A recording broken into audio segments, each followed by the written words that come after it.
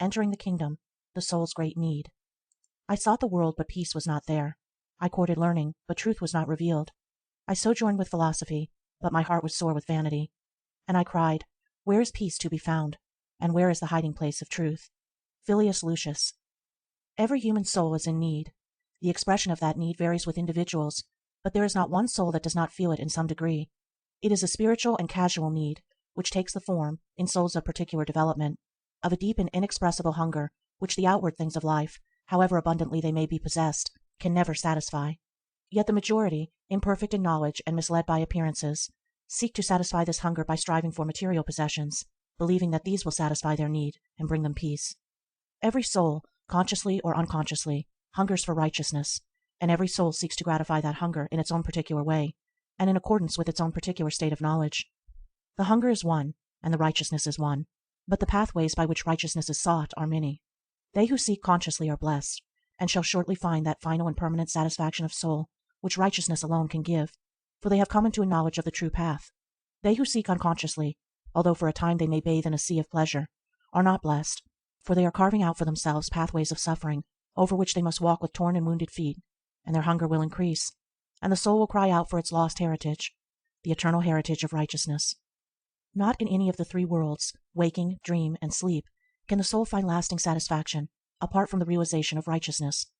Bodied or disembodied, it is ceaselessly driven on by the discipline of suffering, until at last, in its extremity, it flies to its only refuge, the refuge of righteousness, and finds that joy, satisfaction, and peace which it had so long and so vainly sought.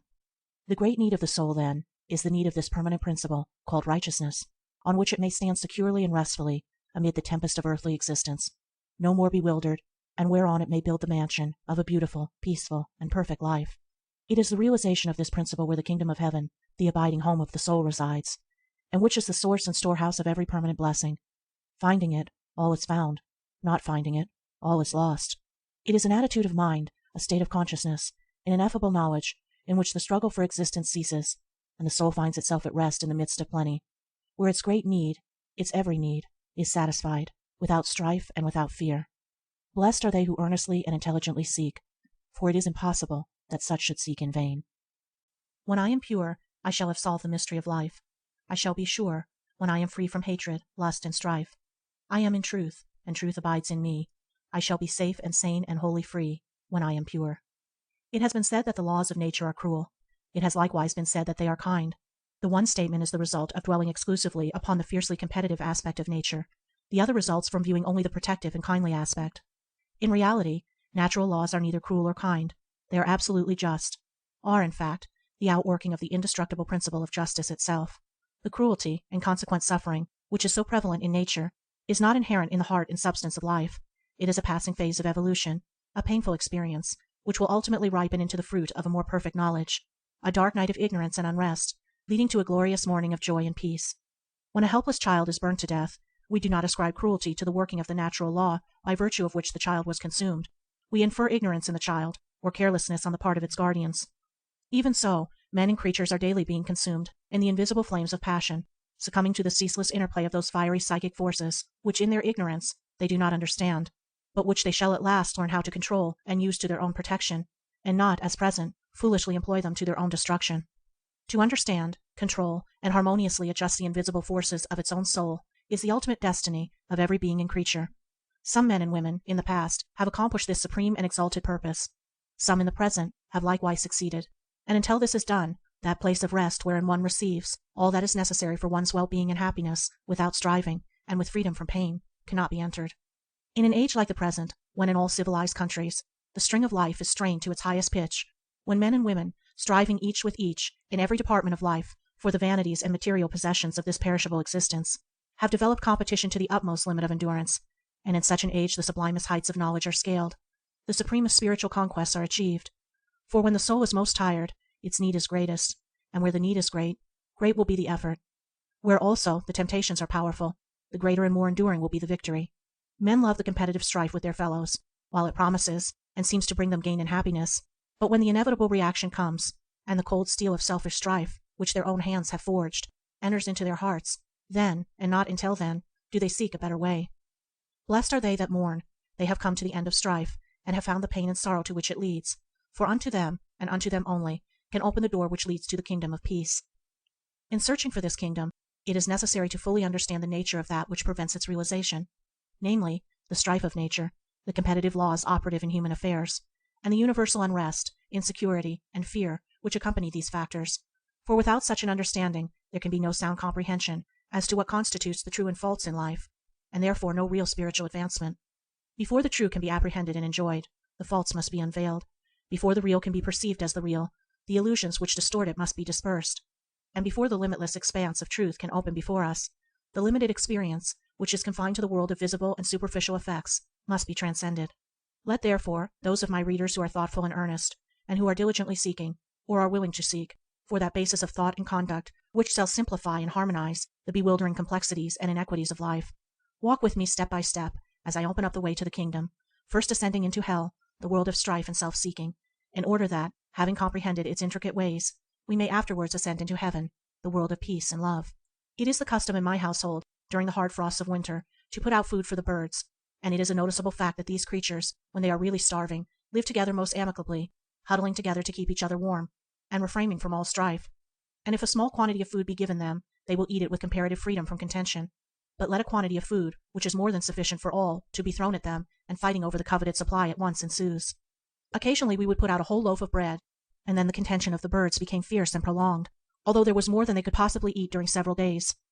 Some, having gorged themselves until they could eat no more, would stand upon the loaf and hover round it, pecking fiercely at all newcomers, and endeavoring to prevent them from obtaining any of the food. And along with this fierce contention there was noticeably a great fear. With each mouthful of food taken, the birds would look around in nervous terror, apprehensive of losing their food or their lives. In this simple incident we have an illustration, crude perhaps, but true, of the basis and outworking of the competitive laws in nature and in human affairs. It is not scarcity that produces competition, it is abundance, so that the richer and more luxurious a nation becomes, the keener and fiercer becomes the competition for securing the necessities and luxuries of life. Let famine overtake a nation, and at once compassion and sympathy take the place of competitive strife, and in the blessedness of giving and receiving, men enjoy a foretaste of that heavenly bliss which the spiritually wise have found, and which we all shall ultimately reach. The fact that abundance, and not scarcity, creates competition should be held constantly in mind by the reader during the perusal of this book, as it throws a searching light not only on the statements herein contained, but upon every problem relating to social life and human conduct. Moreover, if it be deeply and earnestly meditated upon, and its lessons applied to individual conduct, it will make plain the way which leads to the kingdom. Let us now search out the cause of this fact, in order that the evils connected with it may be transcended. Every phenomenon in social and national life, as in nature, is an effect, and all these effects are embodied by a cause, which is not remote and detached, but which is the immediate soul and life of the effect itself. As the seed is contained in the flower, and the flower in the seed, so the relation of cause and effect is intimate and inseparable. An effect also is vivified and propagated, not by any life inherent in itself, but by the life and impulse existing in the cause. Looking out upon the world, we behold it as an arena of strife, in which individuals, communities, and nations are constantly engaged in struggle, striving with each other for superiority, and for the largest share of worldly possessions. We see also that the weaker fall out defeated, and that the strong, those who are equipped to pursue the combat with undiminished ardor, obtain the victory and enter into possession. And along with this struggle we see the suffering which is inevitably connected with it, men and women, broken down with the weight of their responsibilities, failing in their efforts and losing all, families and communities broken up, and nations subdued and subordinated.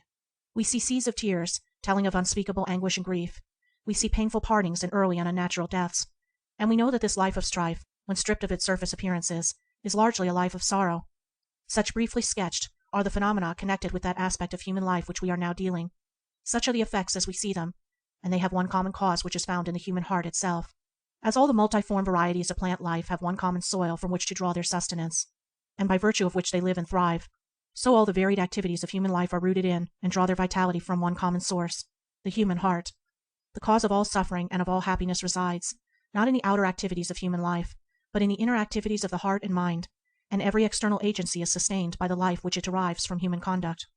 The organized life principle in man carves for itself outward channels along which it can pour its pent-up energies, makes for itself vehicles through which it can manifest its potency and reap its experience, and as a result we have our religions, social and political organizations.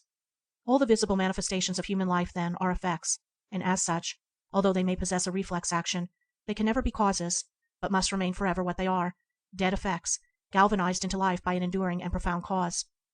It is the custom of men to wander about in this world of effects, and to mistake its illusions for realities, eternally transposing and readjusting these effects in order to arrive at a solution of human problems, instead of reaching down to the underlying cause, which is at once the center of unification and the basis upon which to build a peace-giving solution of human life. The strife of the world in all its forms, whether it be war, social or political quarreling, sectarian hatred, private disputes, or commercial competition, has its origin in one common cause, namely, individual selfishness. And I employ this term selfishness in a far-reaching sense. In it I include all forms of self-love and egotism. I mean by it the desire to pander to, and preserve at all costs, the personality.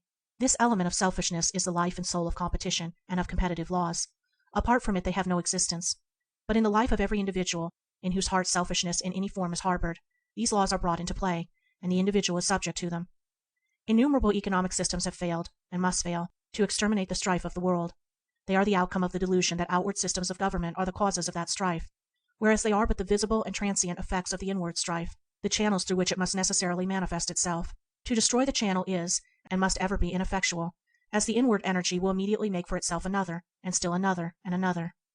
Strife cannot cease, and the competitive laws must prevail, so long as selfishness is fostered in the heart. All reforms fail where this element is ignored or unaccounted for. All reforms will succeed where it is recognized, and steps are taken for its removal. Selfishness, then, is the root cause of competition, the foundation on which all competitive systems rest, and the sustaining source of the competitive laws. It will thus be seen that all competitive systems, all the visible activities of the struggle of man with man, are as the leaves and branches of a tree which overspreads the whole earth, the root of that tree being individual selfishness, and the ripened fruits of which are pain and sorrow. This tree cannot be destroyed by merely lopping off its branches. To do this effectively, the root must be destroyed. To introduce measures in the form of changed external conditions is merely lopping off the branches, and as the cutting away of certain branches of a tree gives added vigor to those which remain, even so the very means which are taken to curtail the competitive strife, when those means deal entirely with its outward effects, will but add strength and vigor to the tree whose roots are all the time being fostered and encouraged in the human heart. The most that even legislation can do is to prune the branches, and so prevent the tree from altogether running wild. Great efforts are now being put forward to found a garden city, which shall be a veritable Eden planted in the midst of orchards, and whose inhabitants shall live in comfort and comparative repose. And beautiful and laudable are all such efforts when they are prompted by unselfish love.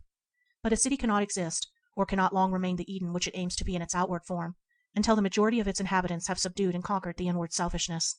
Even one form of selfishness, namely, self-indulgence, if fostered by its inhabitants, will completely undermine that city, leveling its orchards to the ground, converting many of its beautiful dwellings into competitive marts, and obnoxious centers for the personal gratification of appetite, and some of its buildings and institutions for the maintenance of order, and upon its public spaces will rise jails, asylums, and orphanages, for where the spirit of self-indulgence is, the means for its gratification will be immediately adopted, without considering the good of others or of the community, for selfishness is always blind, and the fruits of that gratification will be rapidly reaped.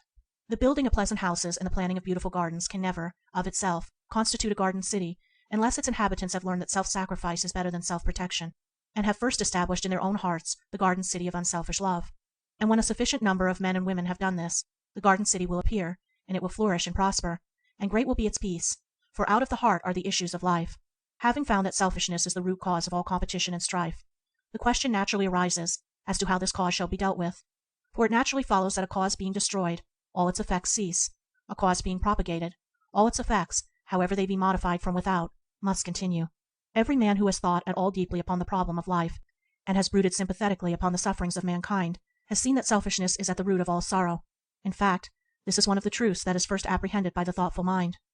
And along with that perception, there has been born within him a longing to formulate some methods by which that selfishness might be overcome.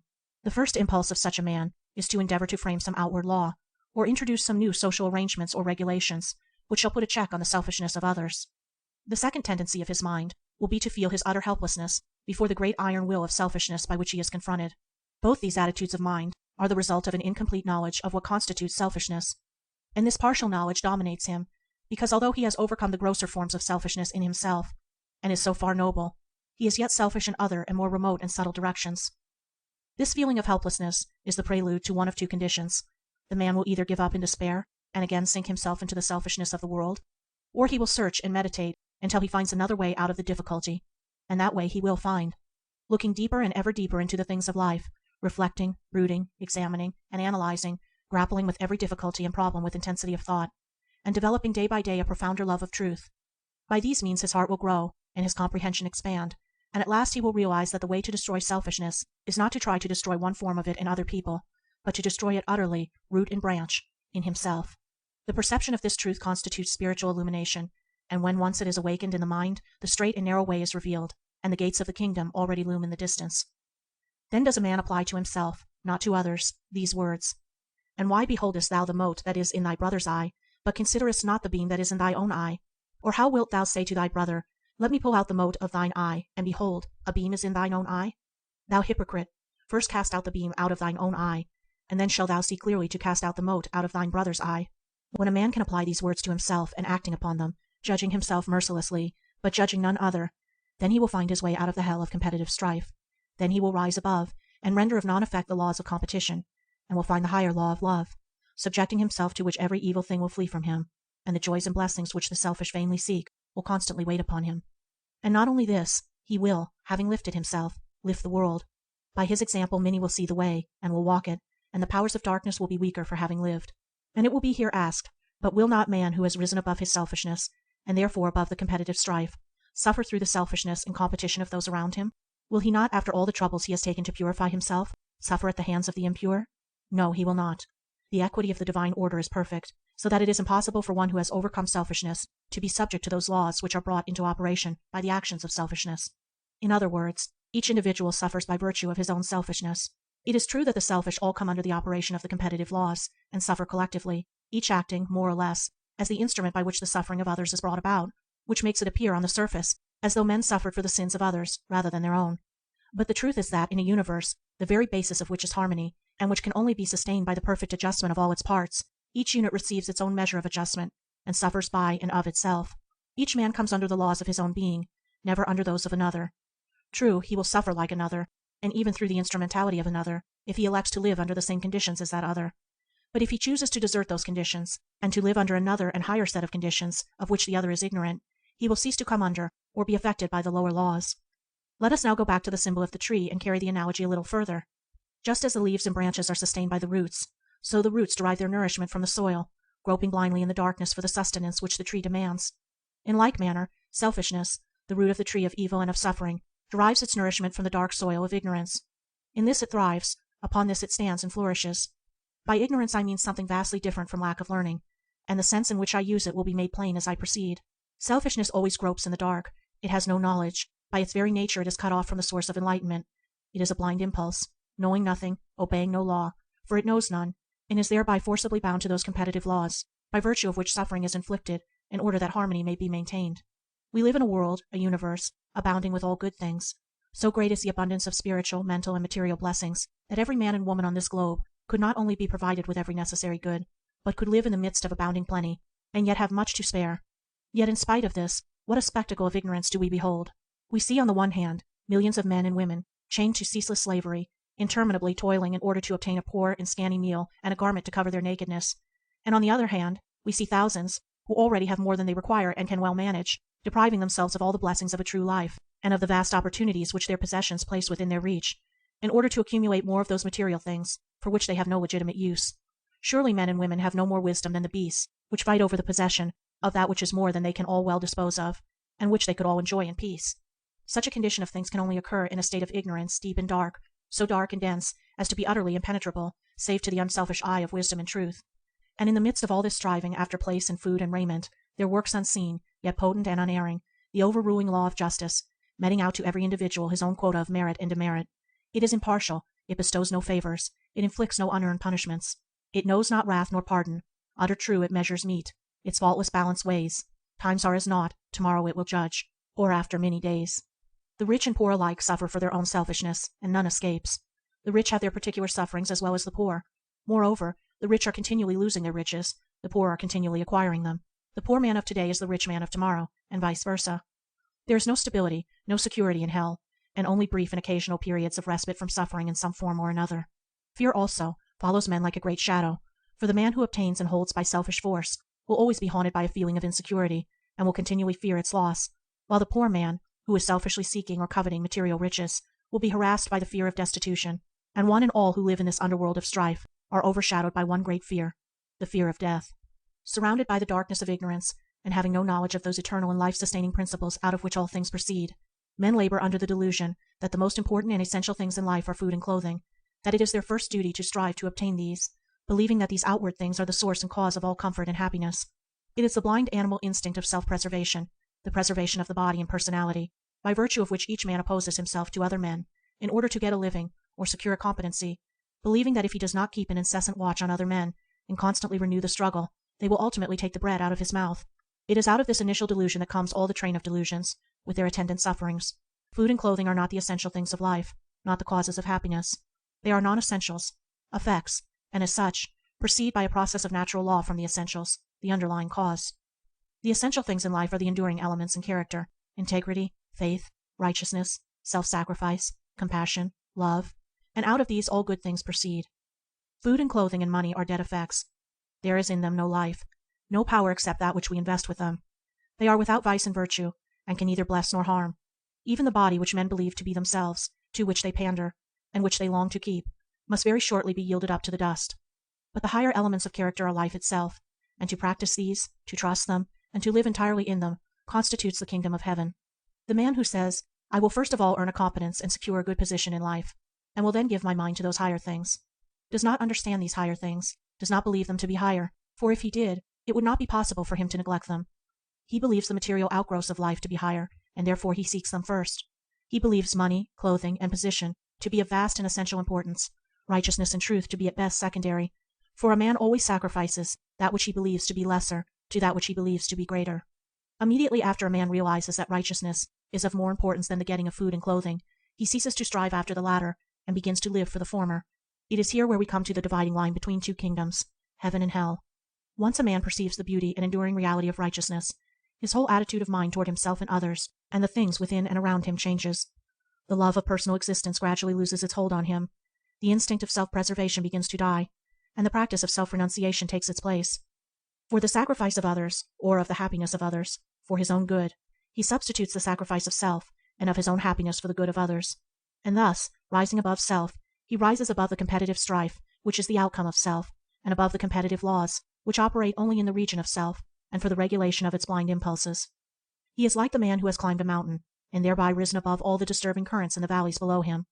The clouds pour down their rain, the thunders roll and the lightnings flash, the fogs obscure, and the hurricanes uproot and destroy, but they cannot reach him on the calm heights where he stands, and where he dwells in continual sunshine and peace. In the life of such a man the lower laws cease to operate, and he now comes under the protection of a higher law, namely, the law of love, and in accordance with his faithfulness and obedience to this law, will all that is necessary for his well-being come to him at the time when he requires it. The idea of gaining a position in the world cannot enter his mind, and the external necessities of life, such as money, food, and clothing, he scarcely ever thinks about.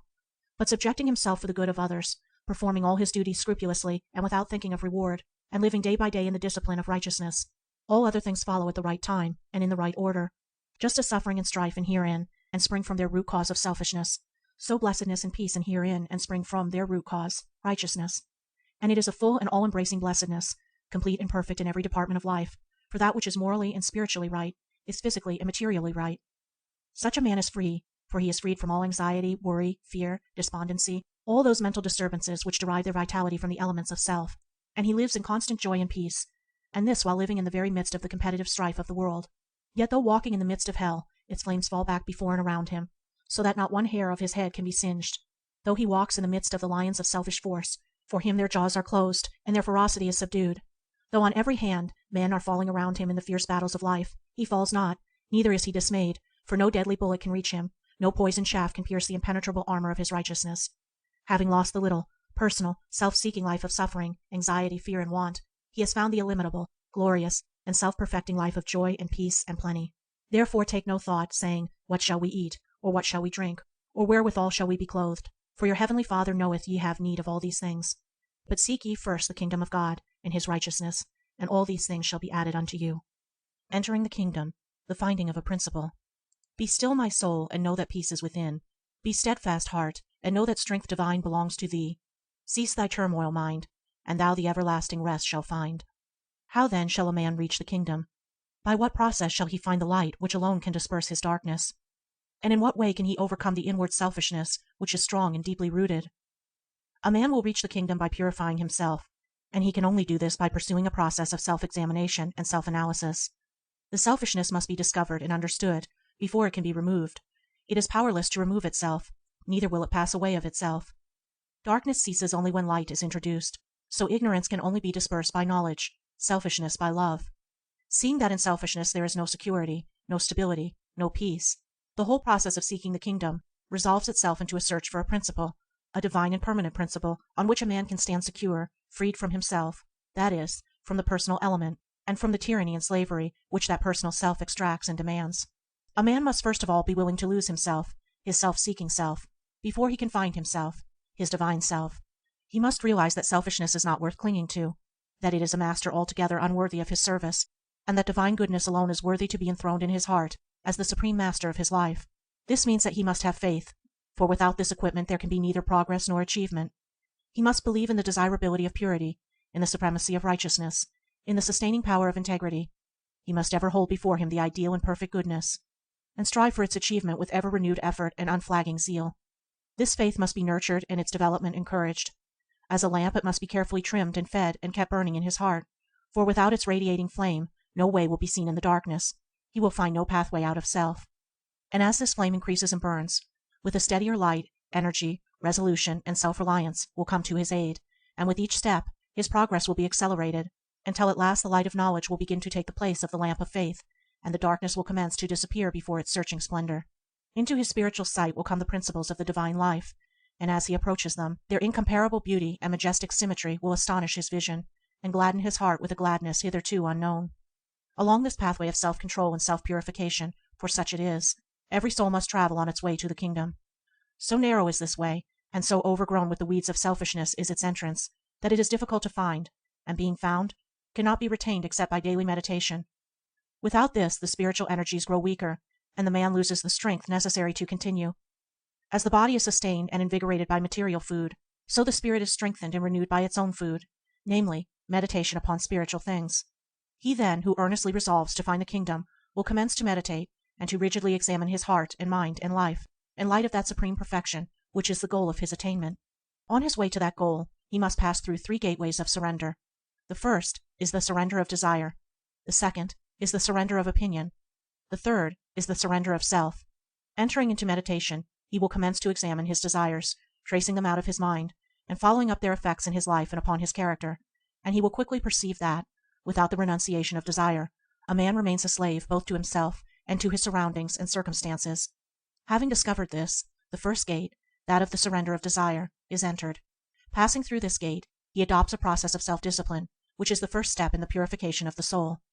Hitherto he has lived as a slavish beast, eating, drinking, sleeping, and pursuing enjoyment at the beck and call of his lower impulses, blindly following and gratifying his inclinations without method, not questioning his conduct, and having no fixed center from which to regulate his character and life.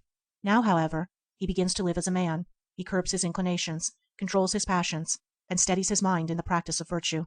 He ceases to pursue enjoyment, but follows the dictates of his reason, and regulates his conduct in accordance with the demands of an ideal. With the introduction of this regulating factor in his life, he at once perceives that certain habits must be abandoned. He begins to select his food, and to have his meals at stated periods, no longer eating at any time when the sight of food tempts his inclination. He reduces the number of meals per day, and also the quantity of food eaten. He no longer goes to bed, by day or night, to indulge in pleasurable indolence, but to give his body the rest it needs, and he therefore regulates his hours of sleep, rising early, and never encouraging the animal desire to indulge in dreamy indolence after waking. All those foods and drinks which are particularly associated with gluttony, cruelty, and drunkenness, he will dispose with altogether, selecting the mild and refreshing sustenance which nature provides in such rich profusion. These preliminary steps will at once be adopted, and as the path of self-government and self-examination is pursued, a clearer and even clearer perception of the nature, meaning, and effects of desire will be developed, until it will be seen that the mere regulation of one's desires is altogether inadequate and insufficient, and that the desires themselves must be abandoned, must be allowed to fall out of the mind, and to have no part of his character in life. It is at this point where the soul of the seeker will enter the dark valley of temptation, for these desires will not die without a struggle, and here the lamp of faith must be constantly fed and assiduously trimmed, for all the light that it can throw out will be required to guide and encourage the traveler in the dense gloom of this dark valley. At first his desires, like so many wild beasts, will clamor loudly for gratification. Failing in that, they will tempt him to struggle with them, that they may overthrow him. And this last temptation is greater and more difficult to overcome than the first, for the desires will not be stilled until they are utterly ignored, until they are left unheeded, unconditionally abandoned, and allowed to perish for want of food. In passing through this valley, the searcher will develop certain powers which are necessary to his further development, and these powers are self-control, self-reliance, fearlessness, and independence of thought. Here also he will have to pass through ridicule and mockery and false accusation, so much so that some of his best friends, even those whom he most unselfishly loves, will accuse him of folly and inconsistency, and will do all they can to argue him back to the life of animal indulgence, self-seeking, and petty personal strife. Nearly everybody around him will suddenly discover that they know his duty better than he knows it himself, and knowing no other and higher life than their own mingled excitement and suffering, they will take great pains to win him back to it, imagining, in their ignorance, that he is losing so much pleasure and happiness, and is gaining nothing in return.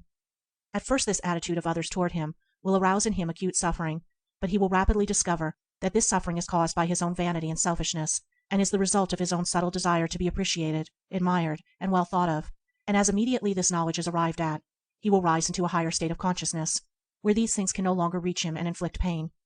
It is here where he will begin to stand firm, and to yield with effect the powers of mind already mentioned.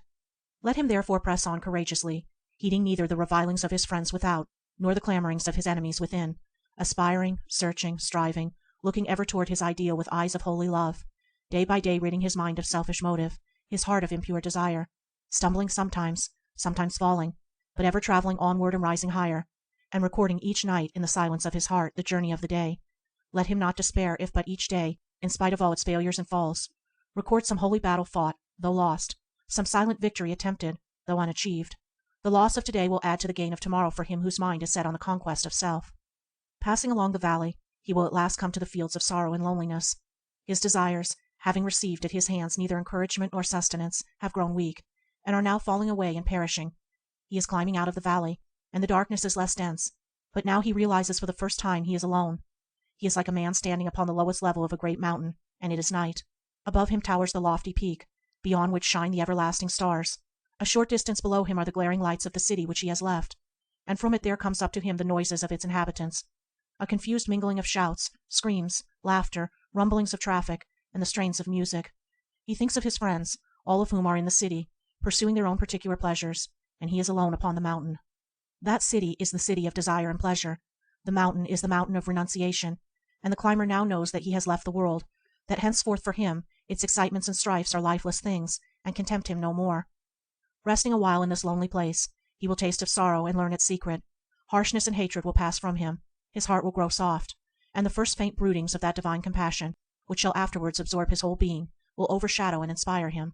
He will begin to feel with every living thing in its strivings and sufferings, and gradually, as this lesson is learned, his own sorrow and loneliness will be forgotten in his great calm love for others, and will pass away.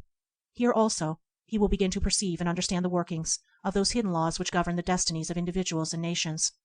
Having risen above the lower region of strife and selfishness within himself, he can now look calmly down upon it in others and in the world, and analyze and comprehend it, and he will see how selfish striving is at the root of all the world's suffering.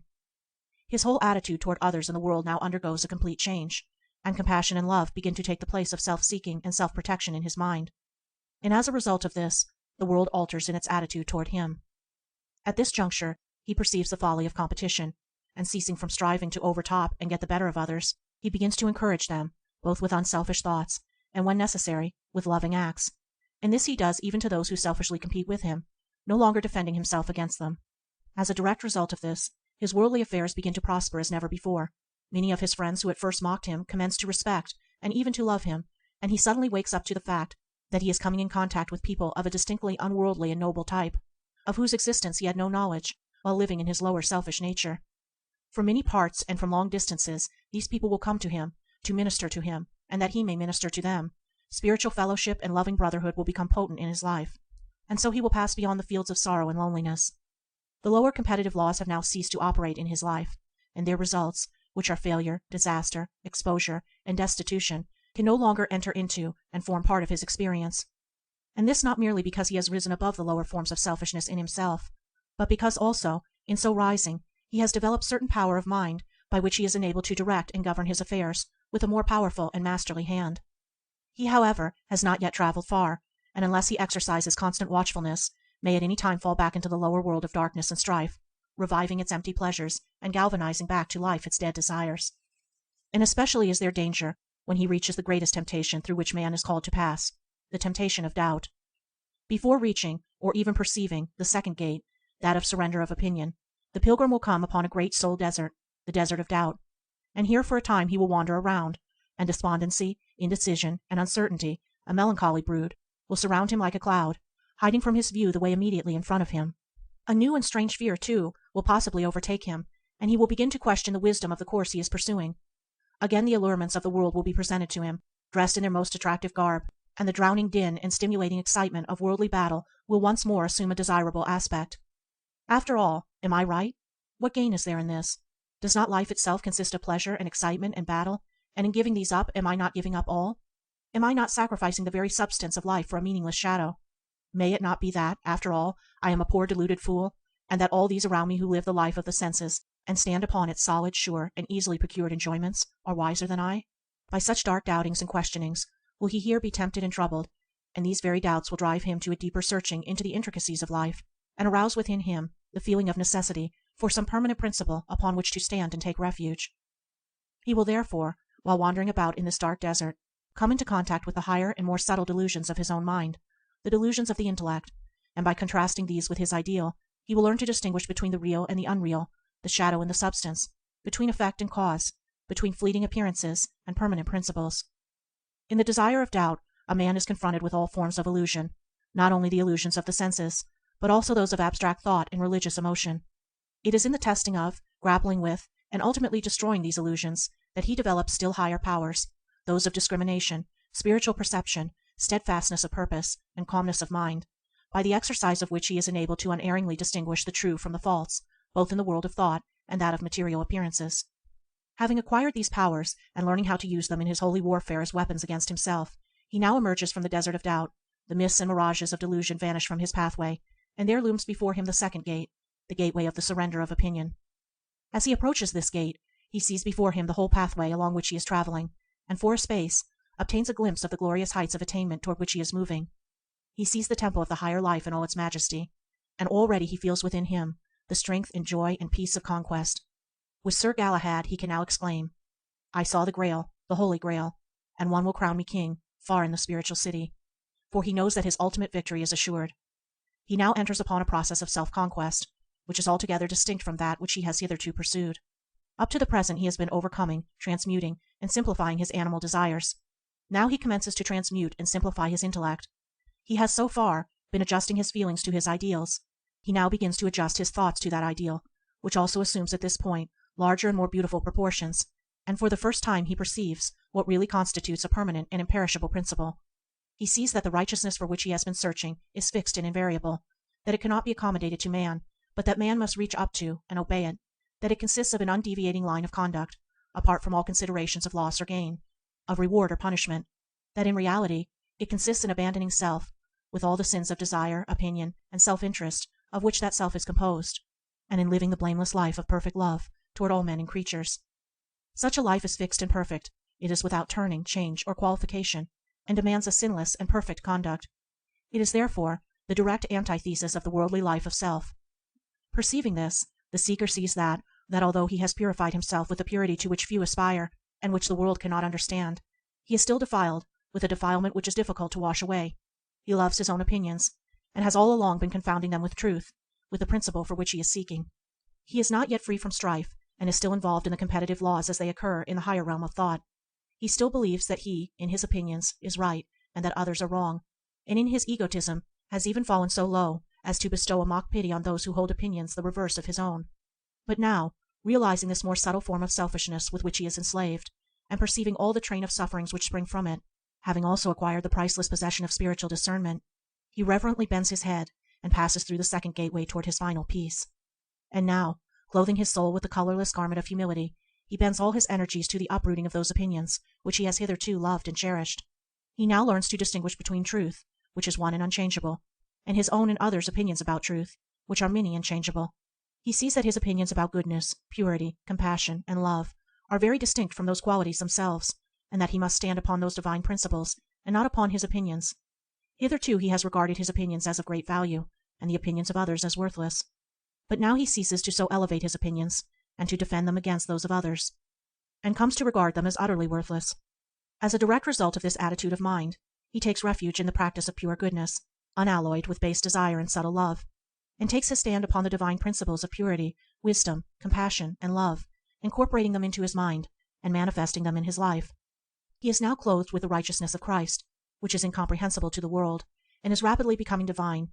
He has not only realized the darkness of desire, he has also perceived the vanity of speculative philosophy, and so rids his mind of all those metaphysical subtleties which have no relation to practical holiness, and which hitherto encumbered his progress, and prevented him from seeing the enduring realities in life. And now he casts from him, one after another, his opinions and speculations, and commences to live the life of perfect love toward all beings. With each opinion overcome and abandoned as a burden, there is an increased lightness of spirit, and he now begins to realize the meaning of being free. The divine flowers of gladness, joy, and peace spring up spontaneously in his heart, and his life becomes a blissful song. And as the melody in his heart expands and grows more and more perfect, his outward life harmonizes itself with the inward music. All the effort he puts forth being now free from strife, he obtains all that is necessary for his well-being without pain, anxiety, or fear. He has almost entirely transcended the competitive laws. The law of love is now the governing factor in his life, adjusting all his worldly affairs harmoniously, and without struggle or difficulty on his part.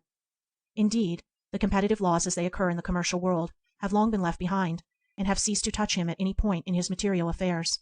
Here also he enters into a wider and more comprehensive consciousness, and viewing the universe and humanity from the higher altitudes of purity and knowledge to which he has ascended, perceives the orderly sequence of law in all human affairs.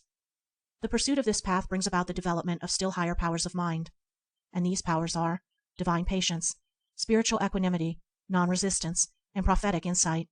By prophetic insight I do not mean the foretelling of events, but direct perception of those hidden causes which operate in human life, and indeed in all life, and out of which spring the multifarious and universal effects and events.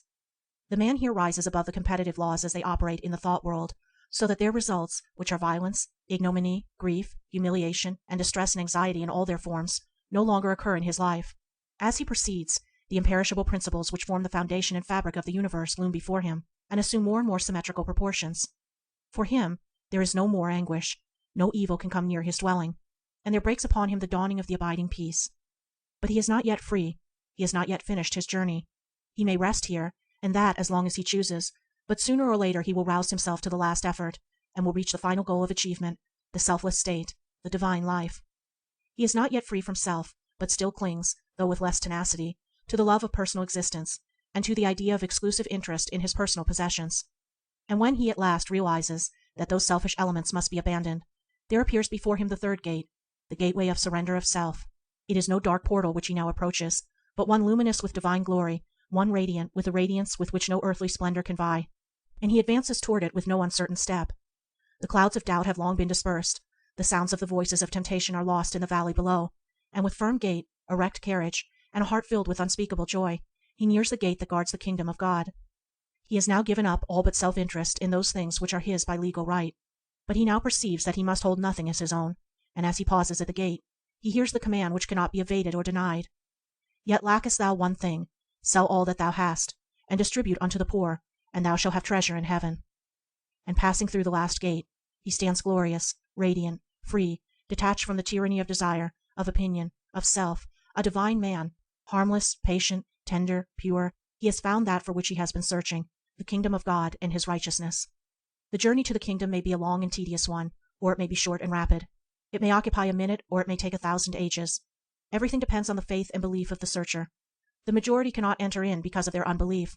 For how can men realize righteousness when they do not believe in it, nor in the possibility of its accomplishment? Neither is it necessary to leave the outer world and one's duties therein. Nay, it can only be found through the unselfish performance of one's duty. Some there are whose faith is so great that when this truth is presented to them, they can let all the personal elements drop almost immediately out of their minds and enter into their divine heritage. But all who believe and aspire to achieve will sooner or later arrive at victory, if amid all their worldly duties they faint not, nor lose sight of the ideal goodness, and continue, with unshaken resolve, to press on to perfection, at rest in the kingdom, and all things added. The whole journey from the kingdom of strife to the kingdom of love resolves itself into a process which may be summed up in the following words: the regulation and purification of conduct. Such a process must, if assiduously pursued, necessarily lead to perfection. It will also be seen that as the man obtains mastery over certain forces within himself, he arrives at a knowledge of all the laws which operate in the realm of those forces, and by watching the ceaseless working of cause and effect within himself, until he understands it, He then understands it in its universal adjustments in the body of humanity. Moreover, seeing that all the laws which govern human affairs are the direct outcome of the necessities of the human heart, he, having reformed and transmuted those necessities, has brought himself under the guidance of other laws, which operate in accordance with the altered condition, and that having mastered and overcome the selfish forces within himself, he can no longer be subject to the laws which exist for their governance. The process is also one of simplification of the mind, a sifting away of all but the essential gold in character, and as the mind is thus simplified, the apparently unfathomable complexity of the universe assumes simpler and simpler aspects, until the whole is seen to resolve itself into, and rest upon, a few unalterable principles, and these principles are ultimately seen to be contained in one, namely love. The mind thus simplified, the man arrives at peace, and he now really begins to live. Looking back on the personal life which he has forever abandoned, he sees it as a horrible nightmare out of which he has awakened, but looking out and down with the eyes of the spirit, he sees the others continue to live it.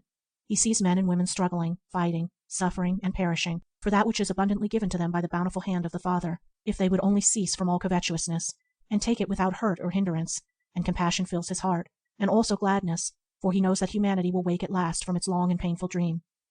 In the early part of the journey, he seemed to be leaving humanity far behind, and he sorrowed in his loneliness. But now, having reached the highest, having attained the goal, he finds himself nearer to humanity than ever before, yea, living in its very heart, sympathizing with all its sorrows, rejoicing in all its joys, for having no longer any personal considerations to defend, he lives entirely in the heart of humanity. He lives no longer for himself, he lives for others, and so living, he enjoys the highest bliss, the deepest peace. For a time he searched for compassion, love, bliss, truth, but now he has verily become compassion, love, bliss, truth, and it may literally be said of him that he has ceased to be a personality, for all the personal elements have been extinguished, and there remain only those qualities and principles which are entirely impersonal, and those qualities are now manifested in the man's life, and henceforth the man's character. And having ceased from the protection of the self, and living constantly in compassion, wisdom, and love, he comes under the protection of the highest law, the law of love, and he understands that law, and consciously cooperates with it, yea, is himself inseparably identified with the law. Foregoing self, the universe grows I, and he whose nature is compassion, wisdom, and love cannot possibly need any protection, for those principles themselves constitute the highest protection, being the real, the divine, the immortal in all men and women, and constituting the indestructible reality in the cosmic order. Neither does he need to seek enjoyment whose very nature is bliss, joy, and peace. As for competing with others, with whom should he compete, who has lovingly identified himself with all? With whom should he struggle, who has sacrificed himself for all? Whose blind, misguided, and ineffectual competition should he fear, who has reached the source of all blessedness, and who receives at the hands of the Father all necessary things? Having lost himself, his selfish personality, he has found himself, his divine nature, love, and all the effects of love now compose his life. He can now joyfully exclaim, I have made the acquaintance of the Master of Compassion. I have put on the garment of the perfect law. I have entered the realm of the great reality. Wandering is ended, for rest is accomplished. Pain and sorrow have ceased, for peace is entered into. Confusion is dissolved, for unity is made manifest. Error is vanquished, for truth is revealed.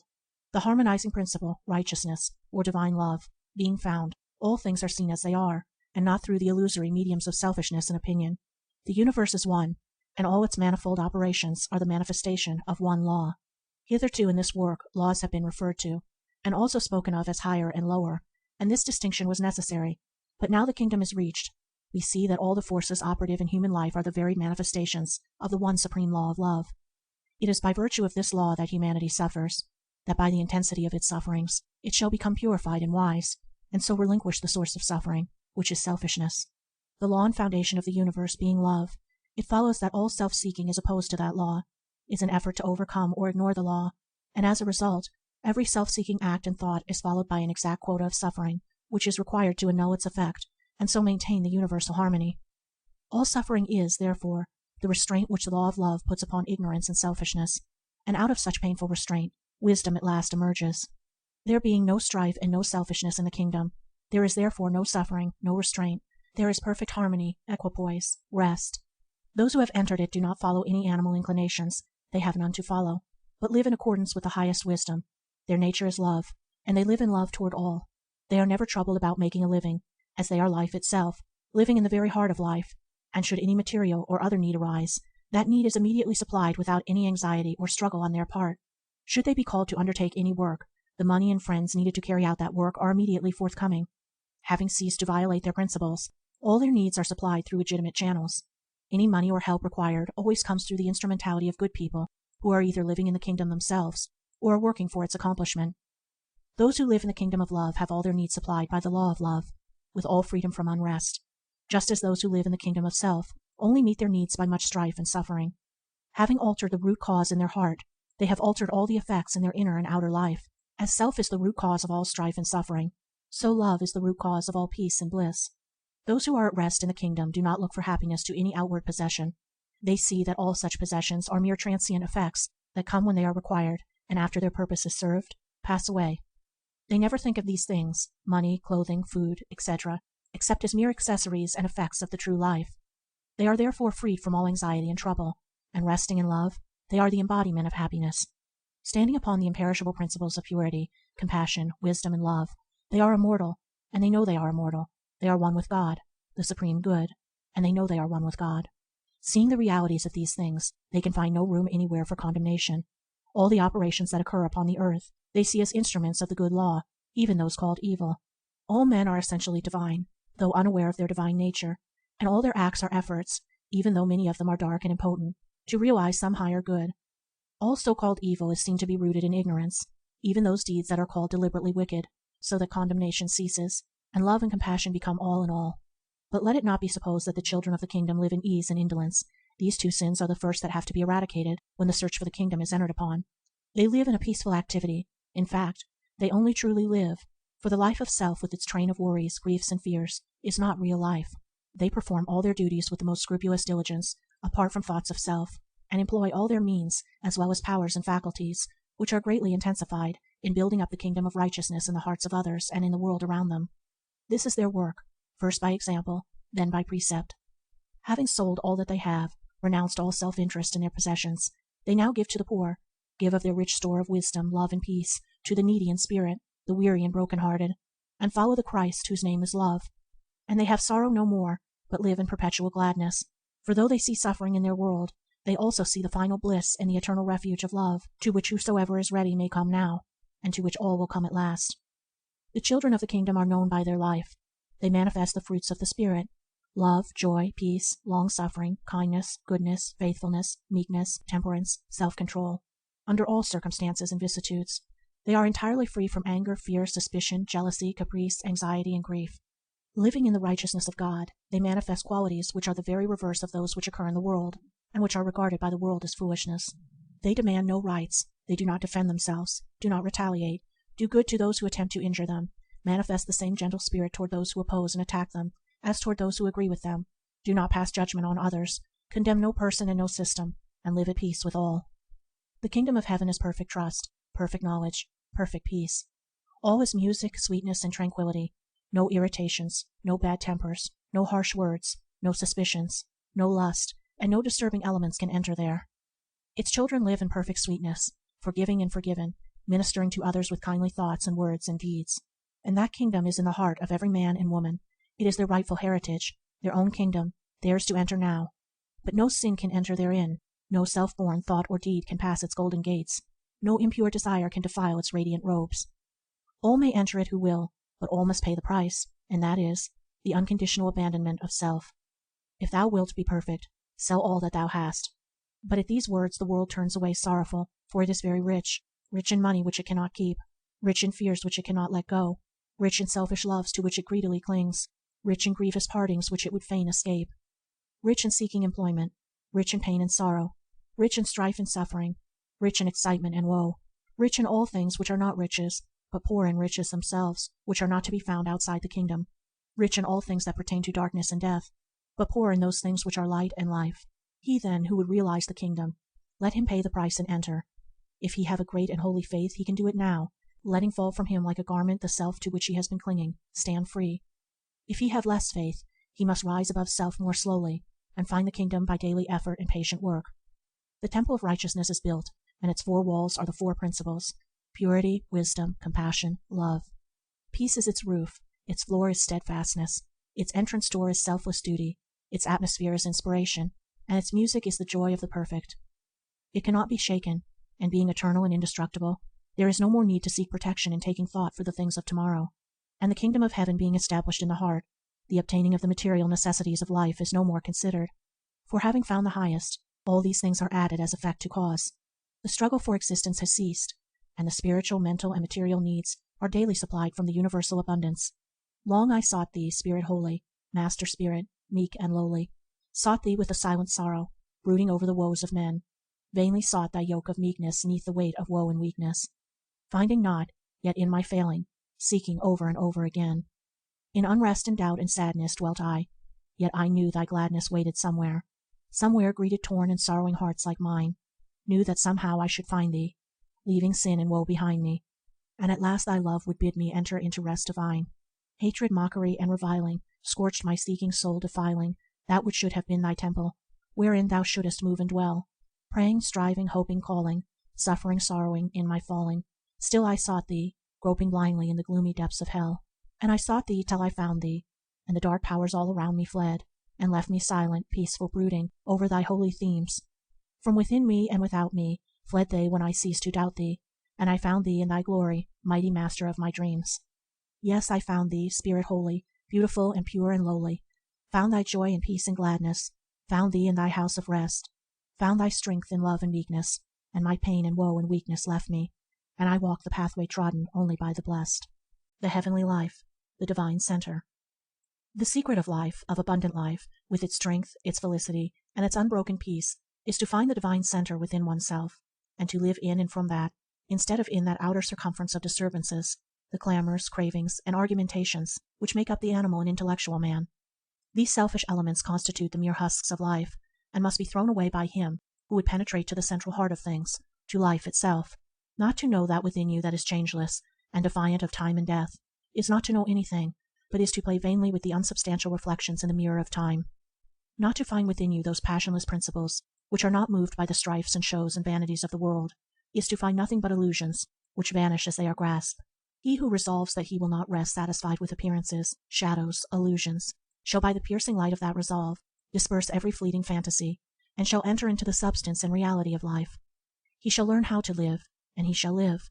He shall be the slave of no passion, the servant of no opinion, the votary of no fond error. Finding the divine center within his heart, he will be pure and calm and strong and wise, and he will ceaselessly radiate the heavenly life in which he lives, which is himself. Having betaken himself to the divine refuge within, and remaining there, a man is free from sin. All his yesterdays are the tide-washed and untrodden sands. No sin shall rise up against him to torment and accuse him and destroy his sacred peace. The fires of remorse cannot scorch him, nor can the storms of regret devastate his dwelling place.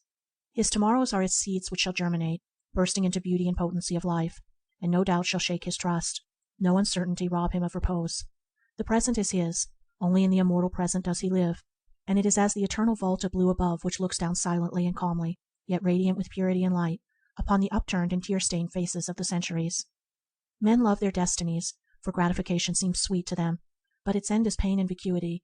They love the argumentations of the intellect, for egotism seems most desirable to them, but the fruits thereof are humiliation and sorrow. When the soul has reached the end of gratification, and reaped the bitter fruits of egotism, it is ready to receive the divine wisdom, and to enter into the divine life. Only the crucified can be transfigured. Only by the death of self can the Lord of the heart rise again into the immortal life, and stand radiant upon the olivet of wisdom. Thou hast thy trials. Every outward trial is the result of an inward imperfection. Thou shalt grow wise by knowing this, and shalt thereby transmute trial into active joy, finding the kingdom where trial cannot come. When wilt thou learn thy lessons, O child of earth? All thy sorrows cry out against thee. Every pain is thy just accuser, and thy griefs are but the shadows of thy unworthy and perishable self. The kingdom of heaven is thine. How long wilt thou reject it, preferring the lurid atmosphere of hell, the hell of thy self-seeking soul? Where self is not, there is the garden of the heavenly life, and there spring the healing streams quenching all thirst. There bloom the immortal flowers carpeting all the way with joy. There throng swiftest and sweetest hours. The redeemed sons of God, the glorified in body and spirit, are bought with a price, and that price is the crucifixion of the personality, the death of self, and having put away that within which is the source of all discord, they have found the universal music, the abiding joy.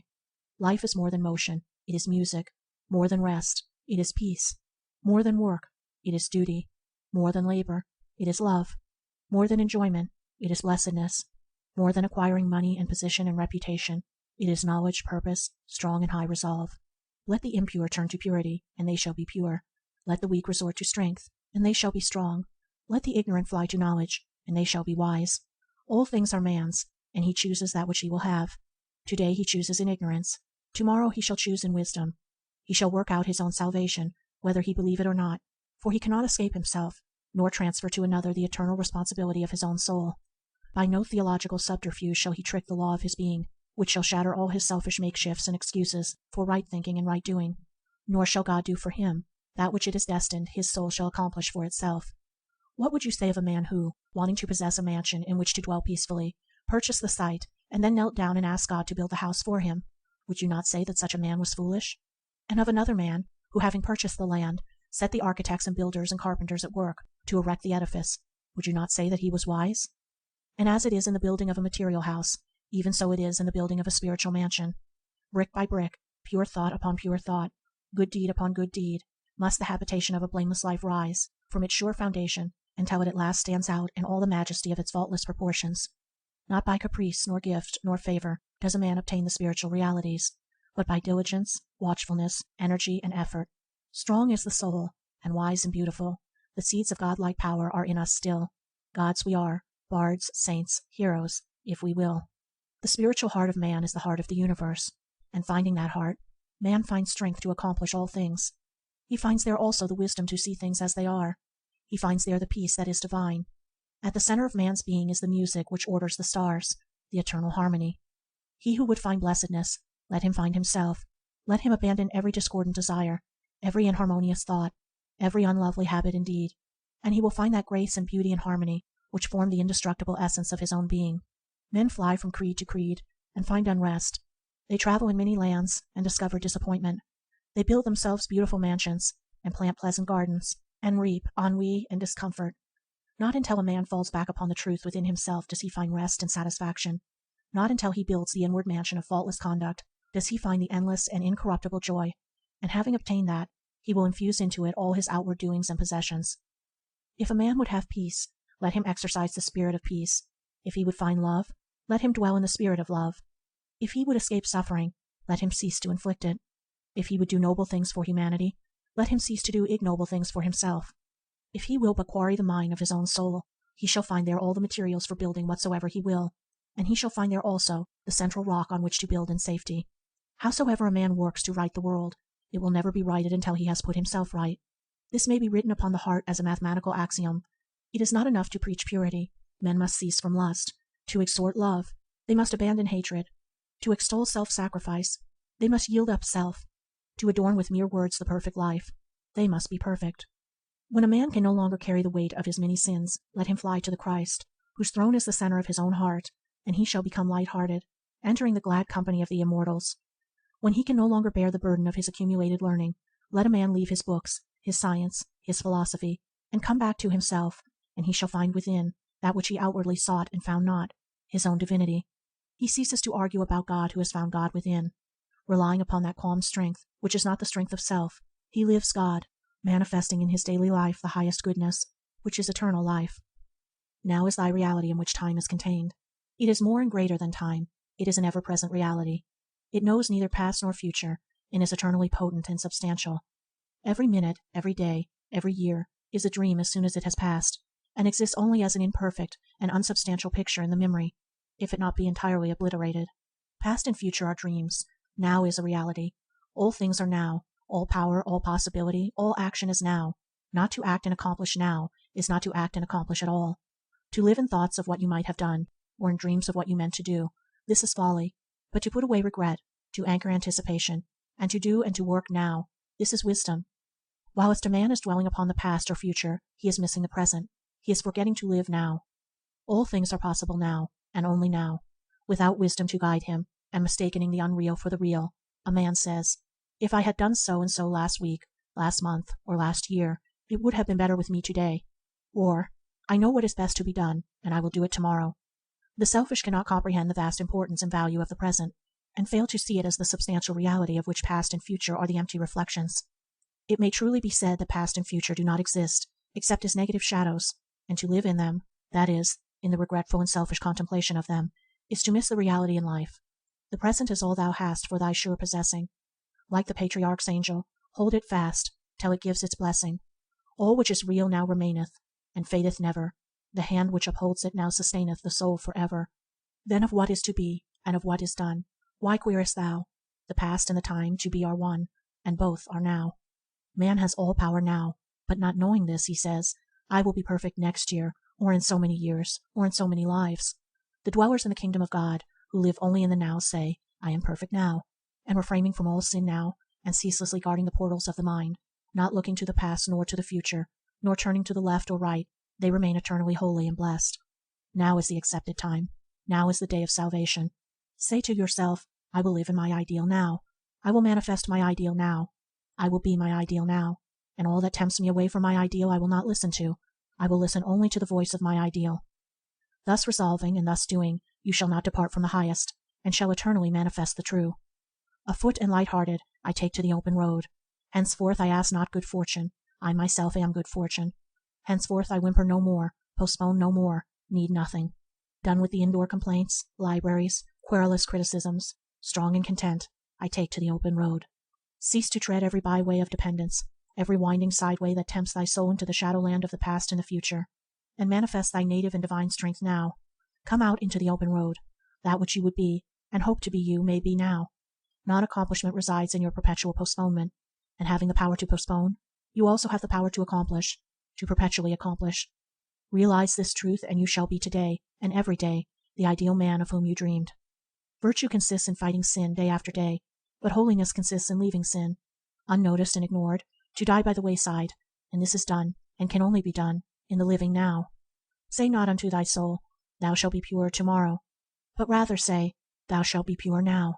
Tomorrow is too late for anything, and he who sees his help and salvation in tomorrow shall continually fail and fall today. Thou didst fall yesterday, didst sin grievously. Having realized this, leave it, instantly and forever, and watch that thou sinnest not now. The while thou art bewailing the past, every gate of thy soul remains unguarded against the entrance of sin now. Thou shalt not rise by grieving over the irremediable past, but by remedying the present. The foolish man, loving the boggy side path of procrastination rather than the firm highway of present effort, says, I will rise early tomorrow. I will get out of debt tomorrow. I will carry out my intentions tomorrow. But the wise man, realizing the momentous import of the eternal now, rises early today, keeps out of debt today, carries out his intentions today, and so never departs from the strength and peace and ripe accomplishment. That which is done now remains. That which is to be done tomorrow does not appear. It is wisdom to leave that which has not arrived, and to attend to that which is, and to attend to it with such a consecration of soul and concentration of effort as shall leave no possible loophole for regret to creep in. A man's spiritual comprehension being clouded by the illusions of self, he says, I was born on such a day, so many years ago, and shall die at my allotted time. But he was not born, neither will he die. For how can that which is immortal, which eternally is, be subject to birth and death? Let a man throw off his illusions, and he will see that the birth and death of the body are the mere incidents of a journey, and not its beginning and end. Looking back to happy beginnings, and forward to mournful endings, a man's eyes are blinded, so that he beholds not his own immortality, his ears are closed, so that he hears not the ever-present harmonies of joy, and his heart is hardened, so that it pulsates not to the rhythmic sounds of peace. The universe, with all that it contains, is now. Put out thy hand, O man, and receive the fruits of wisdom. Cease from thy greedy striving, thy selfish sorrowing, thy foolish regretting, and be content to live. Act now, and lo, all things are done. Live now, and behold, thou art in the midst of plenty. Be now, and know that thou art perfect. The original simplicity. Life is simple. Being is simple. The universe is simple. Complexity arises in ignorance and self-delusion. The original simplicity of Lao Tzu is a term expressive of the universe as it is, and not as it appears. Looking through the woven network of his own illusions, man sees interminable complication and unfathomable mystery, and so loses himself in the labyrinths of his own making. Let a man put away egotism, and he will see the universe in all the beauty of its pristine simplicity. Let him annihilate the delusion of the personal I, and he will destroy all the illusions which spring from that I. He will thus re-become a little child, and will revert to original simplicity. When a man succeeds in entirely forgetting and annihilating his personal self, he becomes a mirror in which the universal reality is faultlessly reflected. He is awakened, and henceforward he lives, not in dreams, but in realities. Pythagoras saw the universe in the 10 numbers, but even this simplicity may be further reduced, and the universe ultimately found to be contained in the number 1. For all the numerals, and all their infinite complications, are but additions of the one. Let life cease to be lived as a fragmentary thing, and let it be lived as a perfect whole, The simplicity of the perfect will then be revealed. How shall the fragment comprehend the whole? Yet how simple that the whole should comprehend the fragment. How shall sin perceive holiness? Yet how plain that holiness should understand sin. He who would become the greater, let him abandon the lesser. In no form is the circle contained, but in the circle all forms are contained. In no color is the radiant light imprisoned, but in the radiant light all colors are embodied. Let a man destroy all forms of self, and he shall apprehend the circle of perfection. Let him submerge, in the silent depths of his being, the varying colors of his thoughts and desires, and he shall be illuminated with the white light of divine knowledge. In the perfect chord of music, the single note, though forgotten, is indispensably contained, and the drop of water becomes of supreme usefulness by losing itself in the ocean. Sink thyself compassionately in the heart of humanity, and thou shalt reproduce the harmonies of heaven. Lose thyself in unlimited love toward all, and thou shalt work enduring works, and shalt become one with the eternal ocean of bliss. Man evolves outward to the periphery of complexity, and then evolves backward to the central simplicity. When a man discovers that it is mathematically impossible for him to know the universe before knowing himself, he starts upon the way which leads to the original simplicity. He begins to unfold from within, and as he unfolds himself, he unfolds the universe, is himself a microcosm. Cease to speculate about God, and find the all-embracing good within thee. So shalt thou see the emptiness and vanity of speculation, knowing thyself one with God. He who will not give up his secret lust, his covetousness, his anger, his opinion about this or that, can see nor know nothing. He will remain a dullard in the school of wisdom, though he be accounted learned in the colleges. If a man would find the key of knowledge, let him find himself. Thy sins are not thyself, they are not any part of thyself, they are diseases which thou hast come to love. Cease to cling to them, and they will no longer cling to thee. Let them fall away, and thyself shall stand revealed. Thou shalt then know thyself as comprehensive vision, invincible principle, immortal life, and eternal good. The impure man believes impurity to be his rightful condition, but the pure man knows himself as a pure being. He also, penetrating the veils, sees all others as pure being. Purity is extremely simple, and needs no argument to support it. Impurity is interminably complex, and is ever involved in defensive argument. Truth lives itself. A blameless life is the only witness of truth. Men cannot see, and will not accept the witness, until they find it within themselves, and having found it, a man becomes silent before his fellows. Truth is so simple that it cannot be found in the region of argument and advertisement, and so silent that it is only manifested in actions. So extremely simple is original simplicity, that a man must let go his hold of everything before he can perceive it. The great arch is strong by virtue of the hollowness underneath, and a wise man becomes strong and invincible by emptying himself. Meekness, patience, love, compassion, and wisdom, these are the dominant qualities of original simplicity. Wherefore the imperfect cannot understand it. Wisdom can only apprehend wisdom. Wherefore the fool says, no man is wise. The imperfect man says, no man can be perfect, and wherefore he remains where he is. Though he live with a perfect man all his life, he shall not behold his perfection. Meekness he will call cowardice. Patience, love, and compassion he will see as weakness, and wisdom will appear to him as folly. Faultless discrimination belongs to the perfect whole, and resides not in any part. Wherefore men are exhorted to refrain from judgment until they have themselves manifested the perfect life. Arriving at original simplicity, opacity disappears, and the universal transparency becomes apparent. He who has found the indwelling reality of his own being has found the original and universal reality. Knowing the divine life within, the hearts of all are known, and the thoughts of all men become his, who has become the master of his own thoughts. Wherefore the good man does not defend himself, but molds the minds of others to his own likeness. As the problematical transcends crudity, so pure goodness transcends the problematical. All problems vanish when pure goodness is reached. Therefore, the good man is called the slayer of illusions. What problem can vex where sin is not? O thou who strivest loudly and restest not, retire into the holy silence of thine own being, and live therefrom. So shalt thou, finding pure goodness, rend in twain the veil of the temple of illusion, and shalt enter into the patience, peace, and transcendent glory of the perfect. For pure goodness and original simplicity are one. A man should always be superior to his possessions, his body, his circumstances and surroundings, and the opinions of others and their attitude towards him. Until he is this, he is not strong and steadfast. He should also rise superior to his own desires and opinions, and until he is this, he is not wise. The man who identifies himself with his possessions will feel that all is lost when these are lost. He who regards himself as the outcome and the tool of circumstances will weakly fluctuate with every change in his outward condition, and great will be his unrest and pain who seeks to stand upon the approbation of others. To detach oneself from every outward thing, and to rest securely upon the inward virtue, this is the unfailing wisdom. Having this wisdom, a man will be the same whether in riches or in poverty. The one cannot add to his strength, nor the other rob him of his serenity. Neither can riches defile him who has washed away all the inward defilement, nor the lack of them degrade him who has ceased to degrade the temple of his soul. To refuse to be enslaved by any outward thing or happening, regarding all such things and happenings as for your use, for your education, this is wisdom. To the wise all occurrences are good, and having no eye for evil, they grow wiser every day. They utilize all things, and thus put all things under their feet. They see all their mistakes as soon as made, and accept them as lessons of intrinsic value, knowing that there are no mistakes in the divine order. They thus rapidly approach the divine perfection. They are moved by none, yet learn from all. They crave love from none, yet give love to all.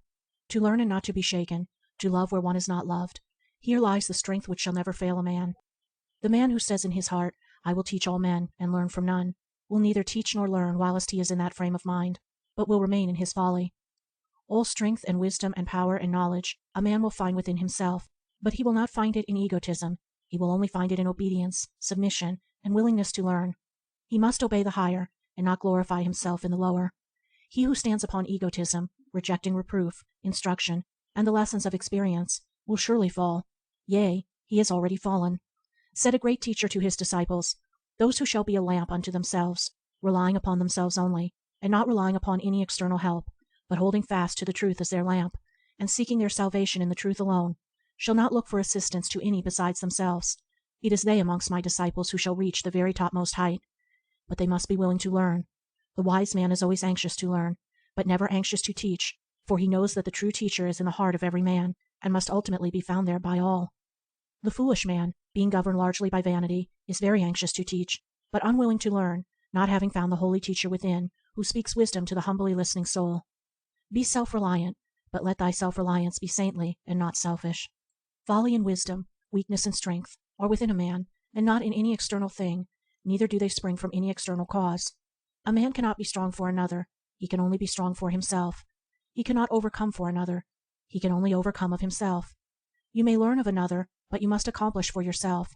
Put away all external props, and rely upon thy truth within you. A creed will not bear a man up in the hour of temptation. He must possess the inward knowledge, which slays temptation. A speculative philosophy will prove a shadowy thing in the time of calamity. A man must have the inward wisdom which puts an end to grief. Goodness, which is the aim of all religions, is distinct from religions themselves. Wisdom, which is the aim of every philosophy, is distinct from all philosophies. The unfailing wisdom is found only by constant practice in pure thinking and well-doing, by harmonizing one's mind and heart to those things which are beautiful, lovable, and true. In whatever condition a man finds himself, he can always find the true, and he can find it only by so utilizing his present condition as to become strong and wise. The effeminate hankering after rewards, and the craven fear of punishment, let them be put away forever, and let a man joyfully bend himself to the faithful performance of all his duties, forgetting himself and his worthless pleasures, and living strong and pure and self-contained. So shall he surely find the unfailing wisdom, the godlike patience and strength. The situation that has not its duty, its ideal, was never occupied by man. Here or nowhere is thy ideal. Work it out therefrom, and working, believe, live, and be free. The ideal is in thyself, the impediment too is in thyself.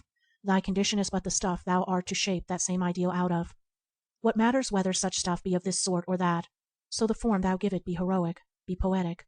O thou that pinest in the imprisonment of the actual, and criest bitterly to the gods for a kingdom wherein to rule and create, know this of a truth: the thing thou seekest is already within thee, here and now, couldst thou only see.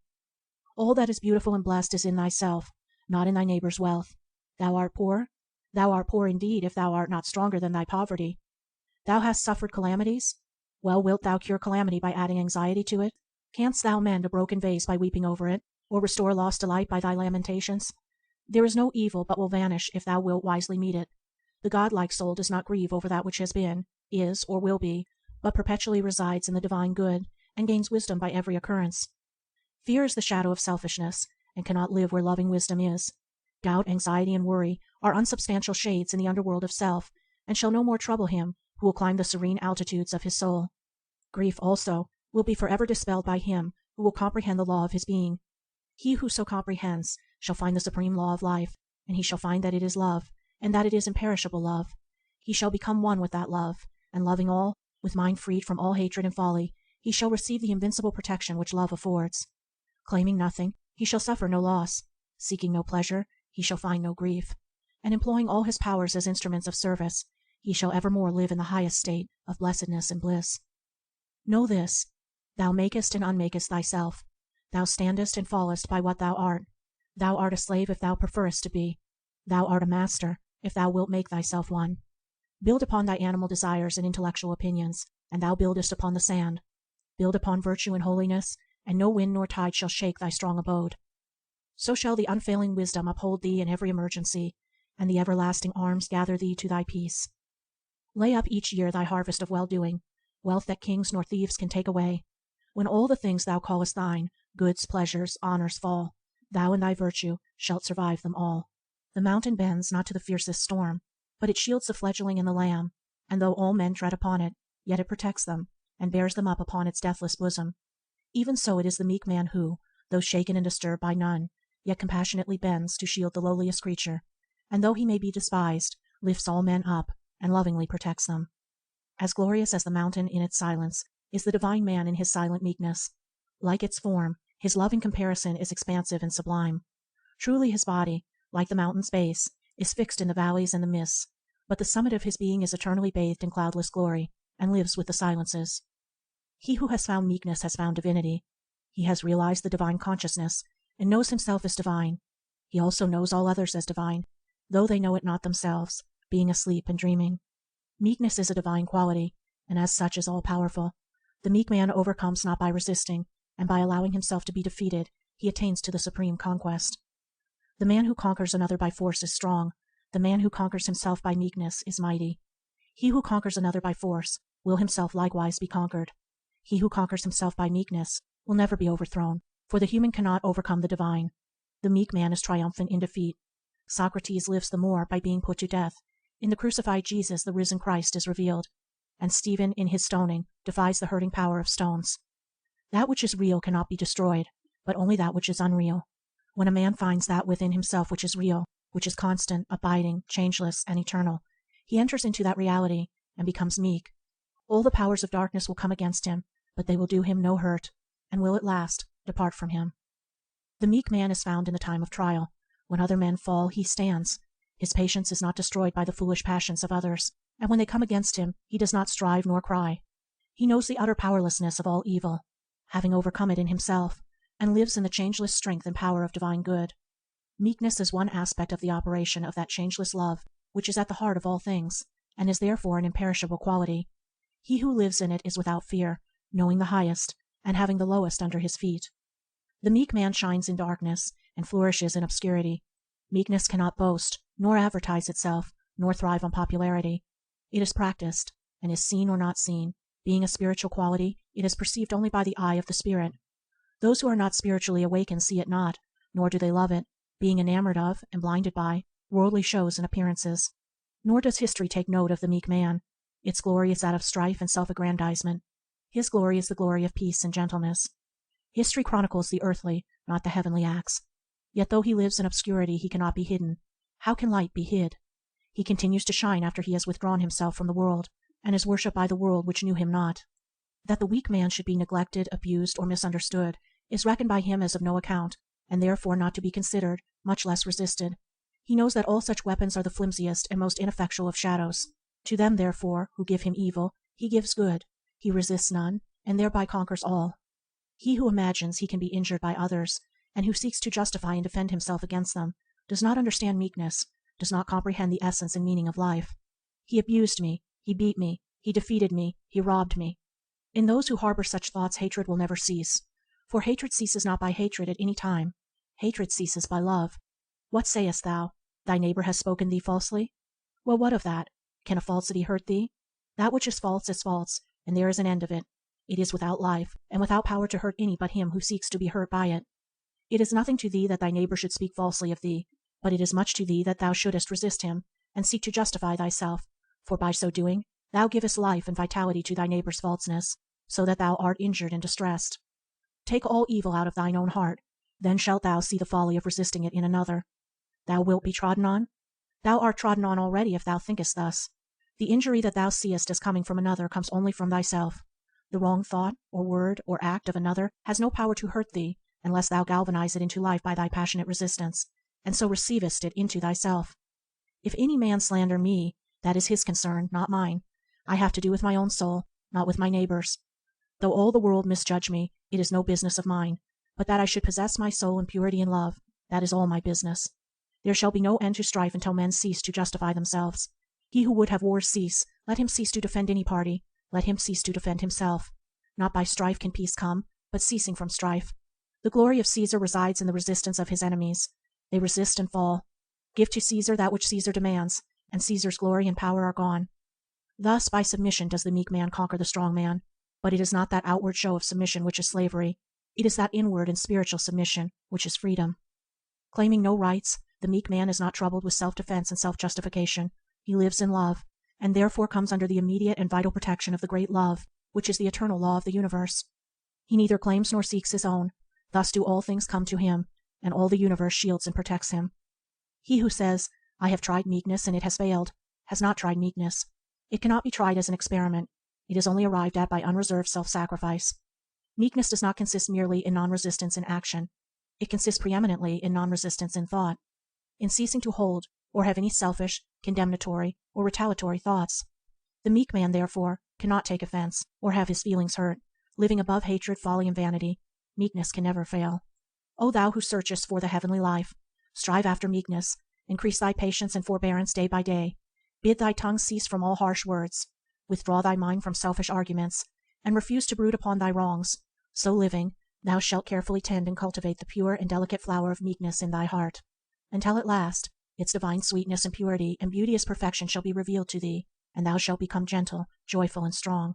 Repine not that thou art surrounded by irritable and selfish people, but rather rejoice that thou art so favored as to have thine own imperfections revealed to thee, and that thou art so placed as to necessitate within thee a constant struggle for self-mastery and the attainment of perfection. The more there is of harshness and selfishness around thee, the greater is the need for thy meekness and love. If others seek to wrong thee, all the more is it needful that thou shouldest cease from all wrong, and live in love. If others preach meekness, humility, and love, and do not practice these, trouble not, nor be annoyed, but do thou in the silence of thy heart, and in thy contact with others, practice these things, and they shall preach themselves. And though thou utter no declamatory word, and stand before no gathered audience, thou shalt teach the whole world. As thou becomest meek, thou shalt learn the deepest secrets of the universe. Nothing is hidden from him who overcomes himself. Into the cause of causes shalt thou penetrate, and lifting, one after another, every veil of illusion, shalt reach at last the innermost heart of being. Thus becoming one with life, thou shalt know life, and seeing into its causes, and knowing realities, thou shalt be no more anxious about thyself, and others, and the world, but shalt see all things that are engines of the great law. Canopied with gentleness, thou shalt bless where others curse, love where others hate, forgive where others condemn, yield where others strive, give up where others grasp, lose where others gain. And in their strength they shall be weak, and in thy weakness thou shalt be strong, yea, thou shalt mightily prevail. He that hath not unbroken gentleness hath not truth. Therefore when heaven would save a man, it enfolds him with gentleness.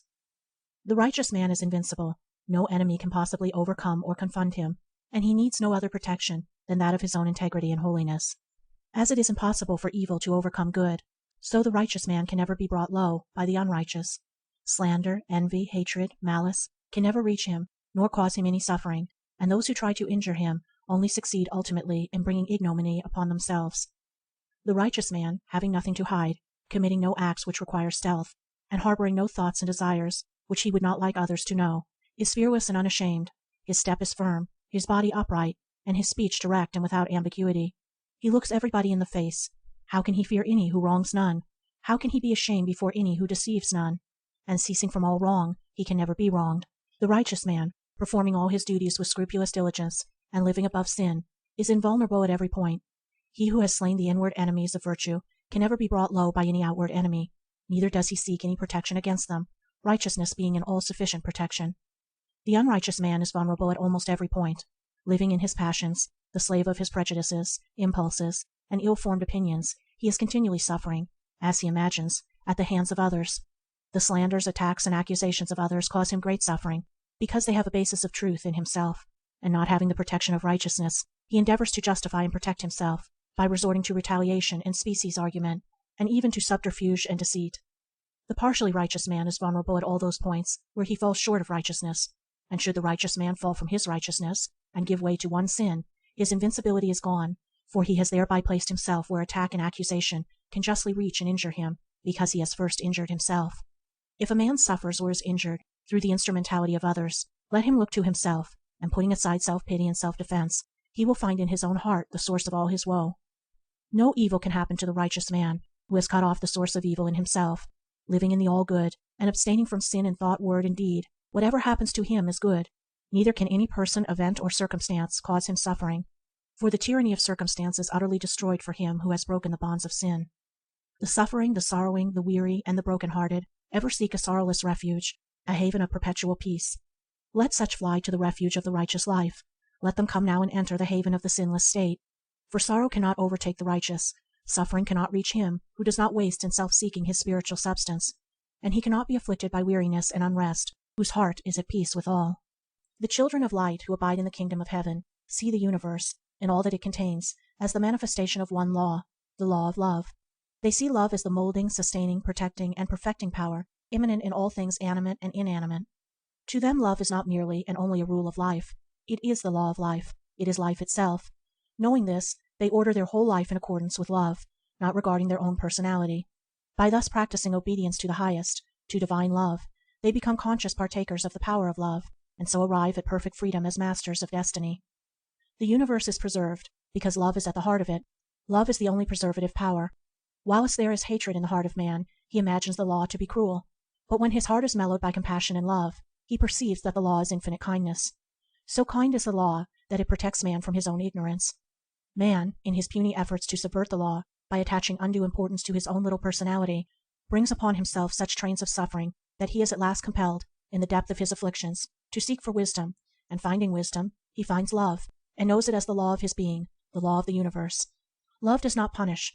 Man punishes himself by his own hatred, by striving to preserve evil, which has no life by which to preserve itself, and by trying to subvert love, which can neither be overcome nor destroyed, being the substance of life. When a man burns himself, does he accuse the fire? Therefore, when a man suffers, let him look for some ignorance or disobedience within himself. Love is perfect harmony, pure bliss, and contains, therefore, no element of suffering. Let a man think no thought, and do no act, which is not in accordance with pure love, and suffering shall no more trouble him. If a man would know love, and partake of its undying bliss, he must practice it in his heart, he must become love. He who always acts from the spirit of love is never deserted, is never left in a dilemma or difficulty. For love, impersonal love, is both knowledge and power. He who has learned how to love has learned how to master every difficulty, how to transmute every failure into success, how to clothe every event and condition in the garments of blessedness and beauty. The way to love is by self-mastery, and traveling that way, a man builds himself up in knowledge as he proceeds. Arriving at love, he enters into full possession of body and mind, by right of the divine power which he has earned. Perfect love casteth out fear. To know love is to know that there is no harmful power in the whole universe. Even sin itself, which the worldly and unbelieving imagine is so unconquerable, is known as a very weak and perishable thing that shrinks away and disappears before the compelling power of good. Perfect love is perfect harmlessness, and he who has destroyed in himself all thoughts of harm and all desire to harm receives the universal protection and knows himself to be invincible. Perfect love is perfect patience. Anger and irritability cannot dwell with it nor come near it. It sweetens every bitter occasion with the perfume of holiness, and transmutes trial into divine strength. Complaint is foreign to it. He who loves bewails nothing, but accepts all things and conditions as heavenly guests. He is therefore constantly blessed, and sorrow does not overtake him. Perfect love is perfect trust. He who has destroyed the desire to grasp can never be troubled with the fear of loss. Loss and gain are alike foreign to him. Steadfastly maintaining a loving attitude of mind toward all, and pursuing, in the performance of his duties, a constant and loving activity, love protects him, and evermore supplies him in fullest measure with all that he needs. Perfect love is perfect power. The wisely loving heart commands without exercising any authority. All things and all men obey him who obeys the highest. He thinks, and lo, he has already accomplished. He speaks, and behold, a world hangs upon his simple utterances. He has harmonized his thoughts with the imperishable and unconquerable forces, and for him, weakness and uncertainty are no more.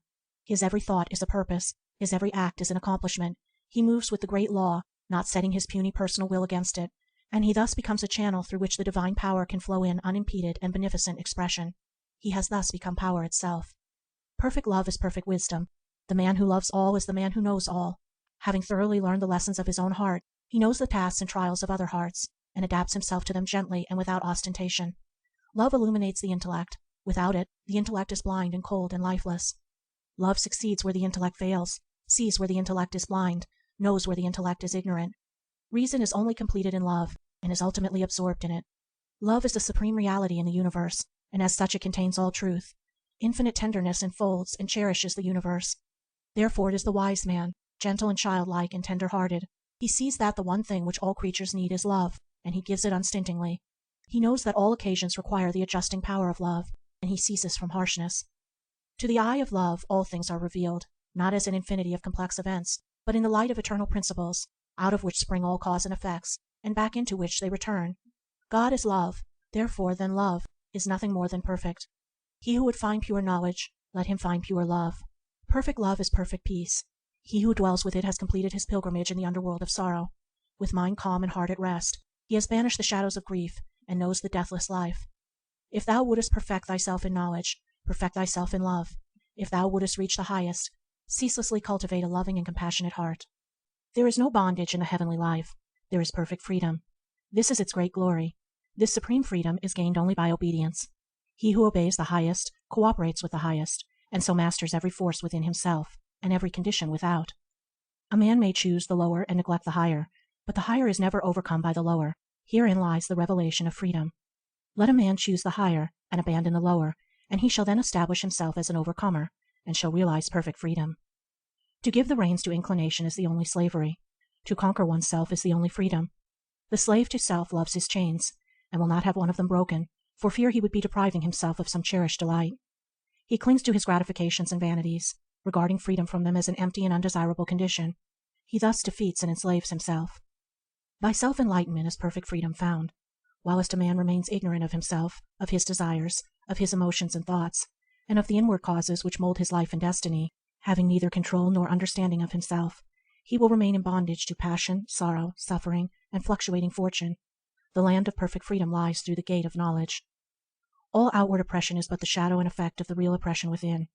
For ages the oppressed have cried for liberty, and 1,000 man-made statutes have failed to give it to them. They can give it only to themselves.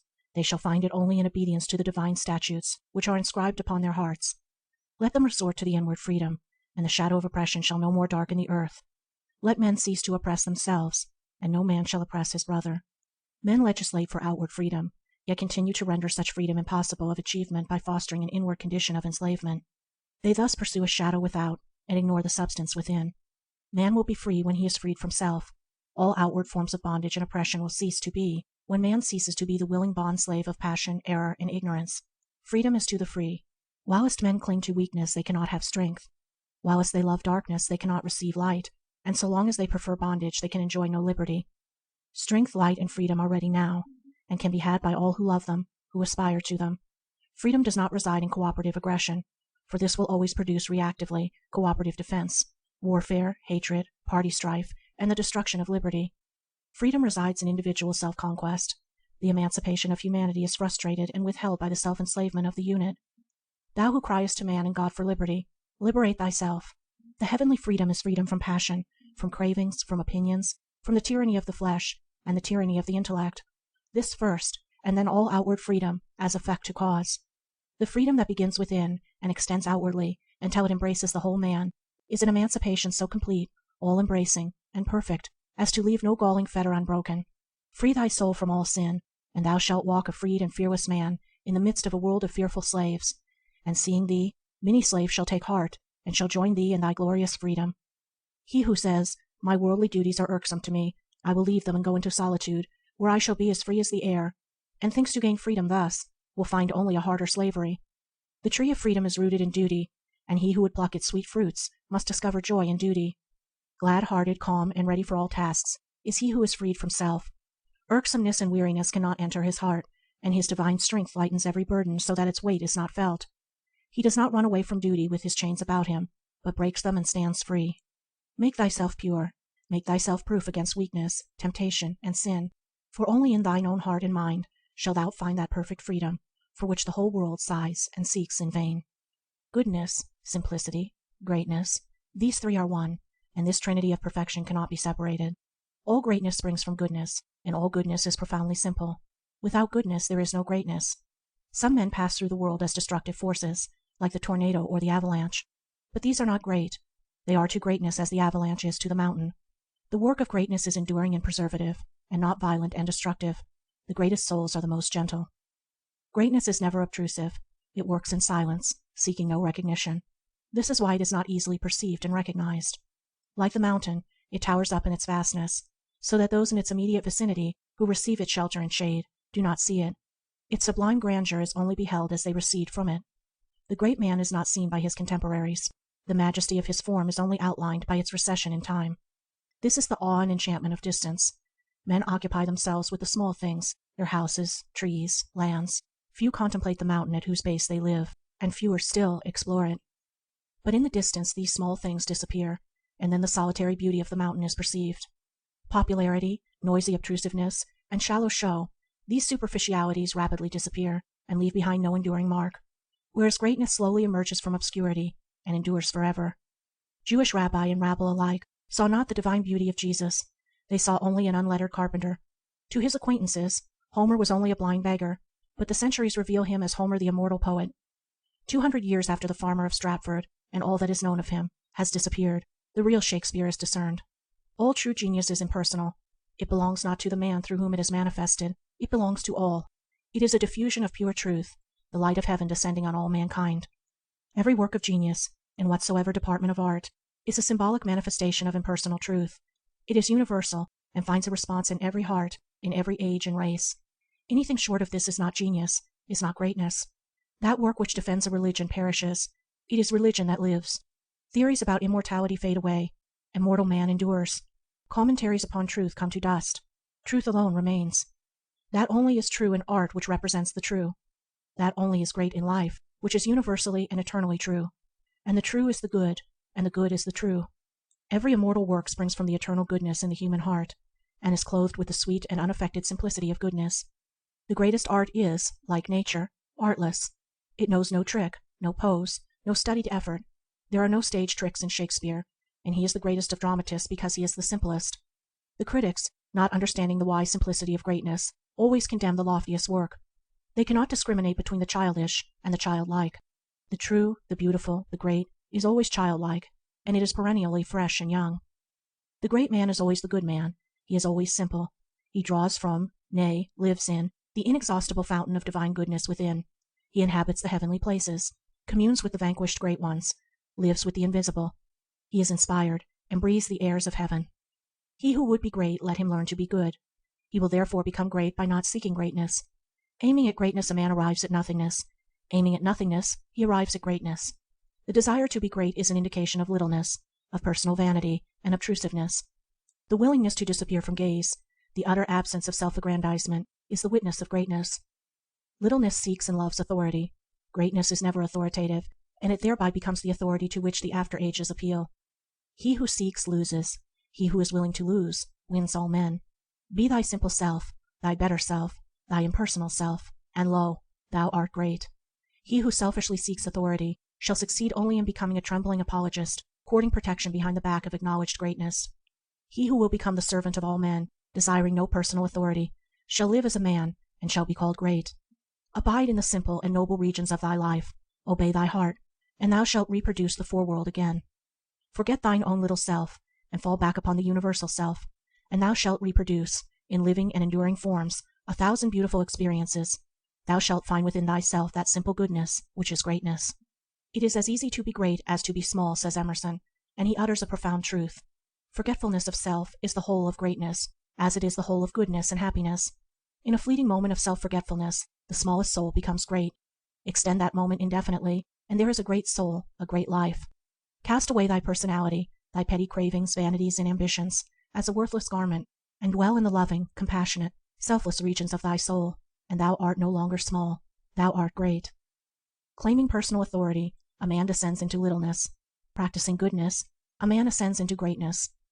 The presumptuousness of the small may, for a time, obscure the humility of the great, but it is at last swallowed up by it, as the noisy river is lost in the calm ocean. The vulgarity of ignorance and the pride of learning must disappear. Their worthlessness is equal. They have no part in the soul of goodness. If thou wouldest do, thou must be. Thou shalt not mistake information for knowledge. Thou must know thyself as pure knowledge. Thou shalt not confuse learning with wisdom. Thou must apprehend thyself as undefiled wisdom. Wouldest thou write a living book? Thou must first live. Thou shalt draw around thee the mystic garment of a manifold experience, and shalt learn, in enjoyment and suffering, gladness and sorrow, conquest and defeat, that which no book and no teacher can teach thee. Thou shalt learn of life, of thy soul. Thou shalt tread the lonely road, and thou shalt become, thou shalt be. Thou shalt then write thy book, and it shall live. It shall be more than a book. Let thy book first live in thee, then shalt thou live in thy book. Wouldest thou carve a statue that shall captivate the ages, or paint a picture that shall endure? Thou shalt acquaint thyself with the divine beauty within thee. Thou shalt comprehend and adore the invisible beauty. Thou shalt know the principles which are the soul of form. Thou shalt perceive the matchless symmetry and faultless proportions of life, of being, of the universe. Thus knowing the eternally true, thou shalt carve or paint the indescribably beautiful. Wouldest thou produce an imperishable poem? Thou shalt first live thy poem. Thou shalt think and act rhythmically. Thou shalt find the never-failing source of inspiration in the loving places of thy heart. Then shall immortal lines flow from thee without effort, and as the flowers of wood and field spontaneously spring, so shall beautiful thoughts grow up in thine heart, and enshrined in words as molds to their beauty, shall subdue the hearts of men. Wouldest thou compose such music as shall gladden and uplift the world? Thou shalt adjust thy soul to the heavenly harmonies. Thou shalt know that thyself, that life, and the universe is music. Thou shalt touch the chords of life. Thou shalt know that music is everywhere, that it is the heart of being. Then shalt thou hear with thy spiritual ear the deathless symphonies. Wouldest thou preach the living word? Thou shalt forego thyself, and become that word. Thou shalt know one thing, that the human heart is good, is divine. Thou shalt live on one thing, love. Thou shalt love all, seeing no evil, thinking no evil, believing no evil.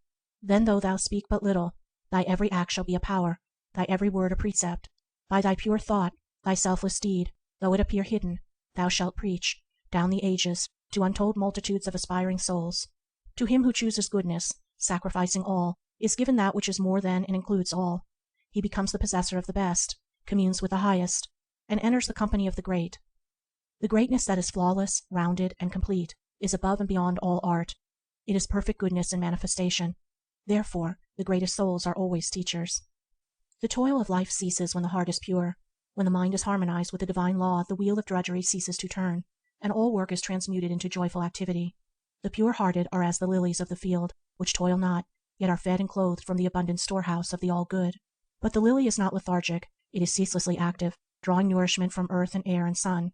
By the divine power immanent within it, it builds itself up, cell by cell, opening itself to the light, growing and expanding towards the perfect flower. So it is with these who, having yielded up self-will, have learned to cooperate with the divine will.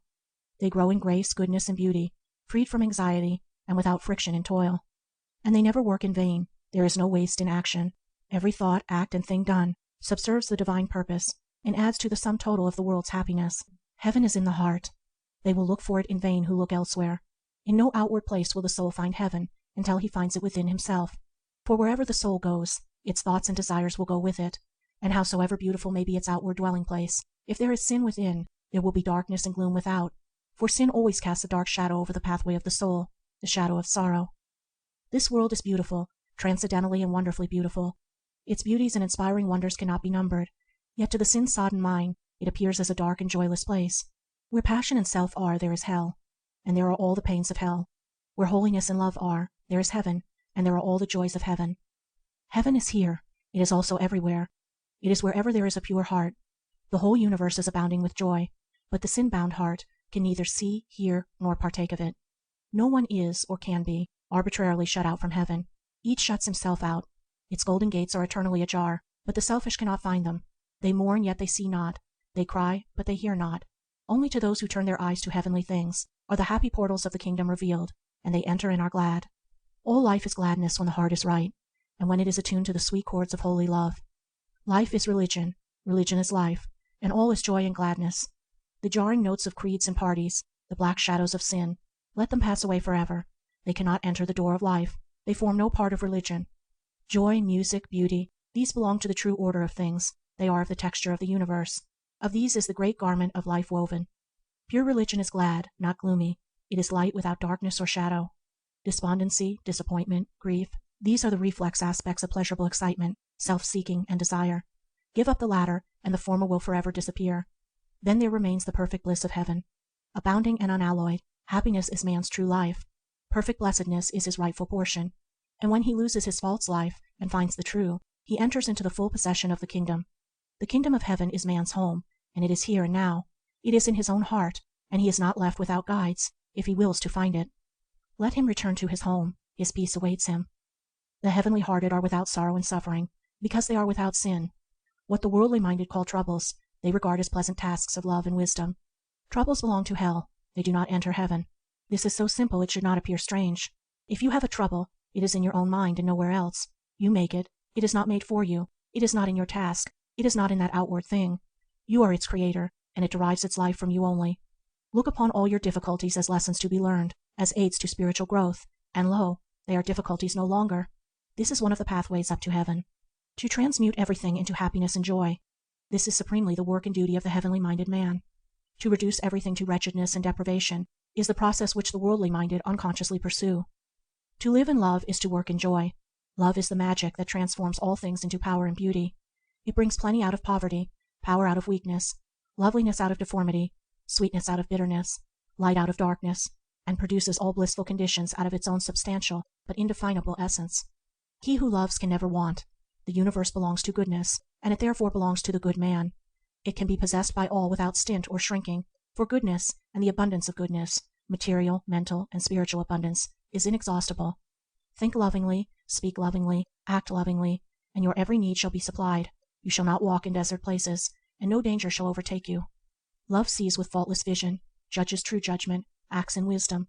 Look through the eyes of love, and you shall see everywhere the beautiful and true. Judge with the mind of love, and you shall err not, shall wake no wail of sorrow. Act in the spirit of love, and you shall strike undying harmonies upon the harp of life. Make no compromise with self. Cease not to strive until your whole being is swallowed up in love. To love all and always, this is the heaven of heavens. Let there be nothing within thee that is not very beautiful and very gentle, and then there will be nothing without thee that is not beautified and softened by the spell of thy presence.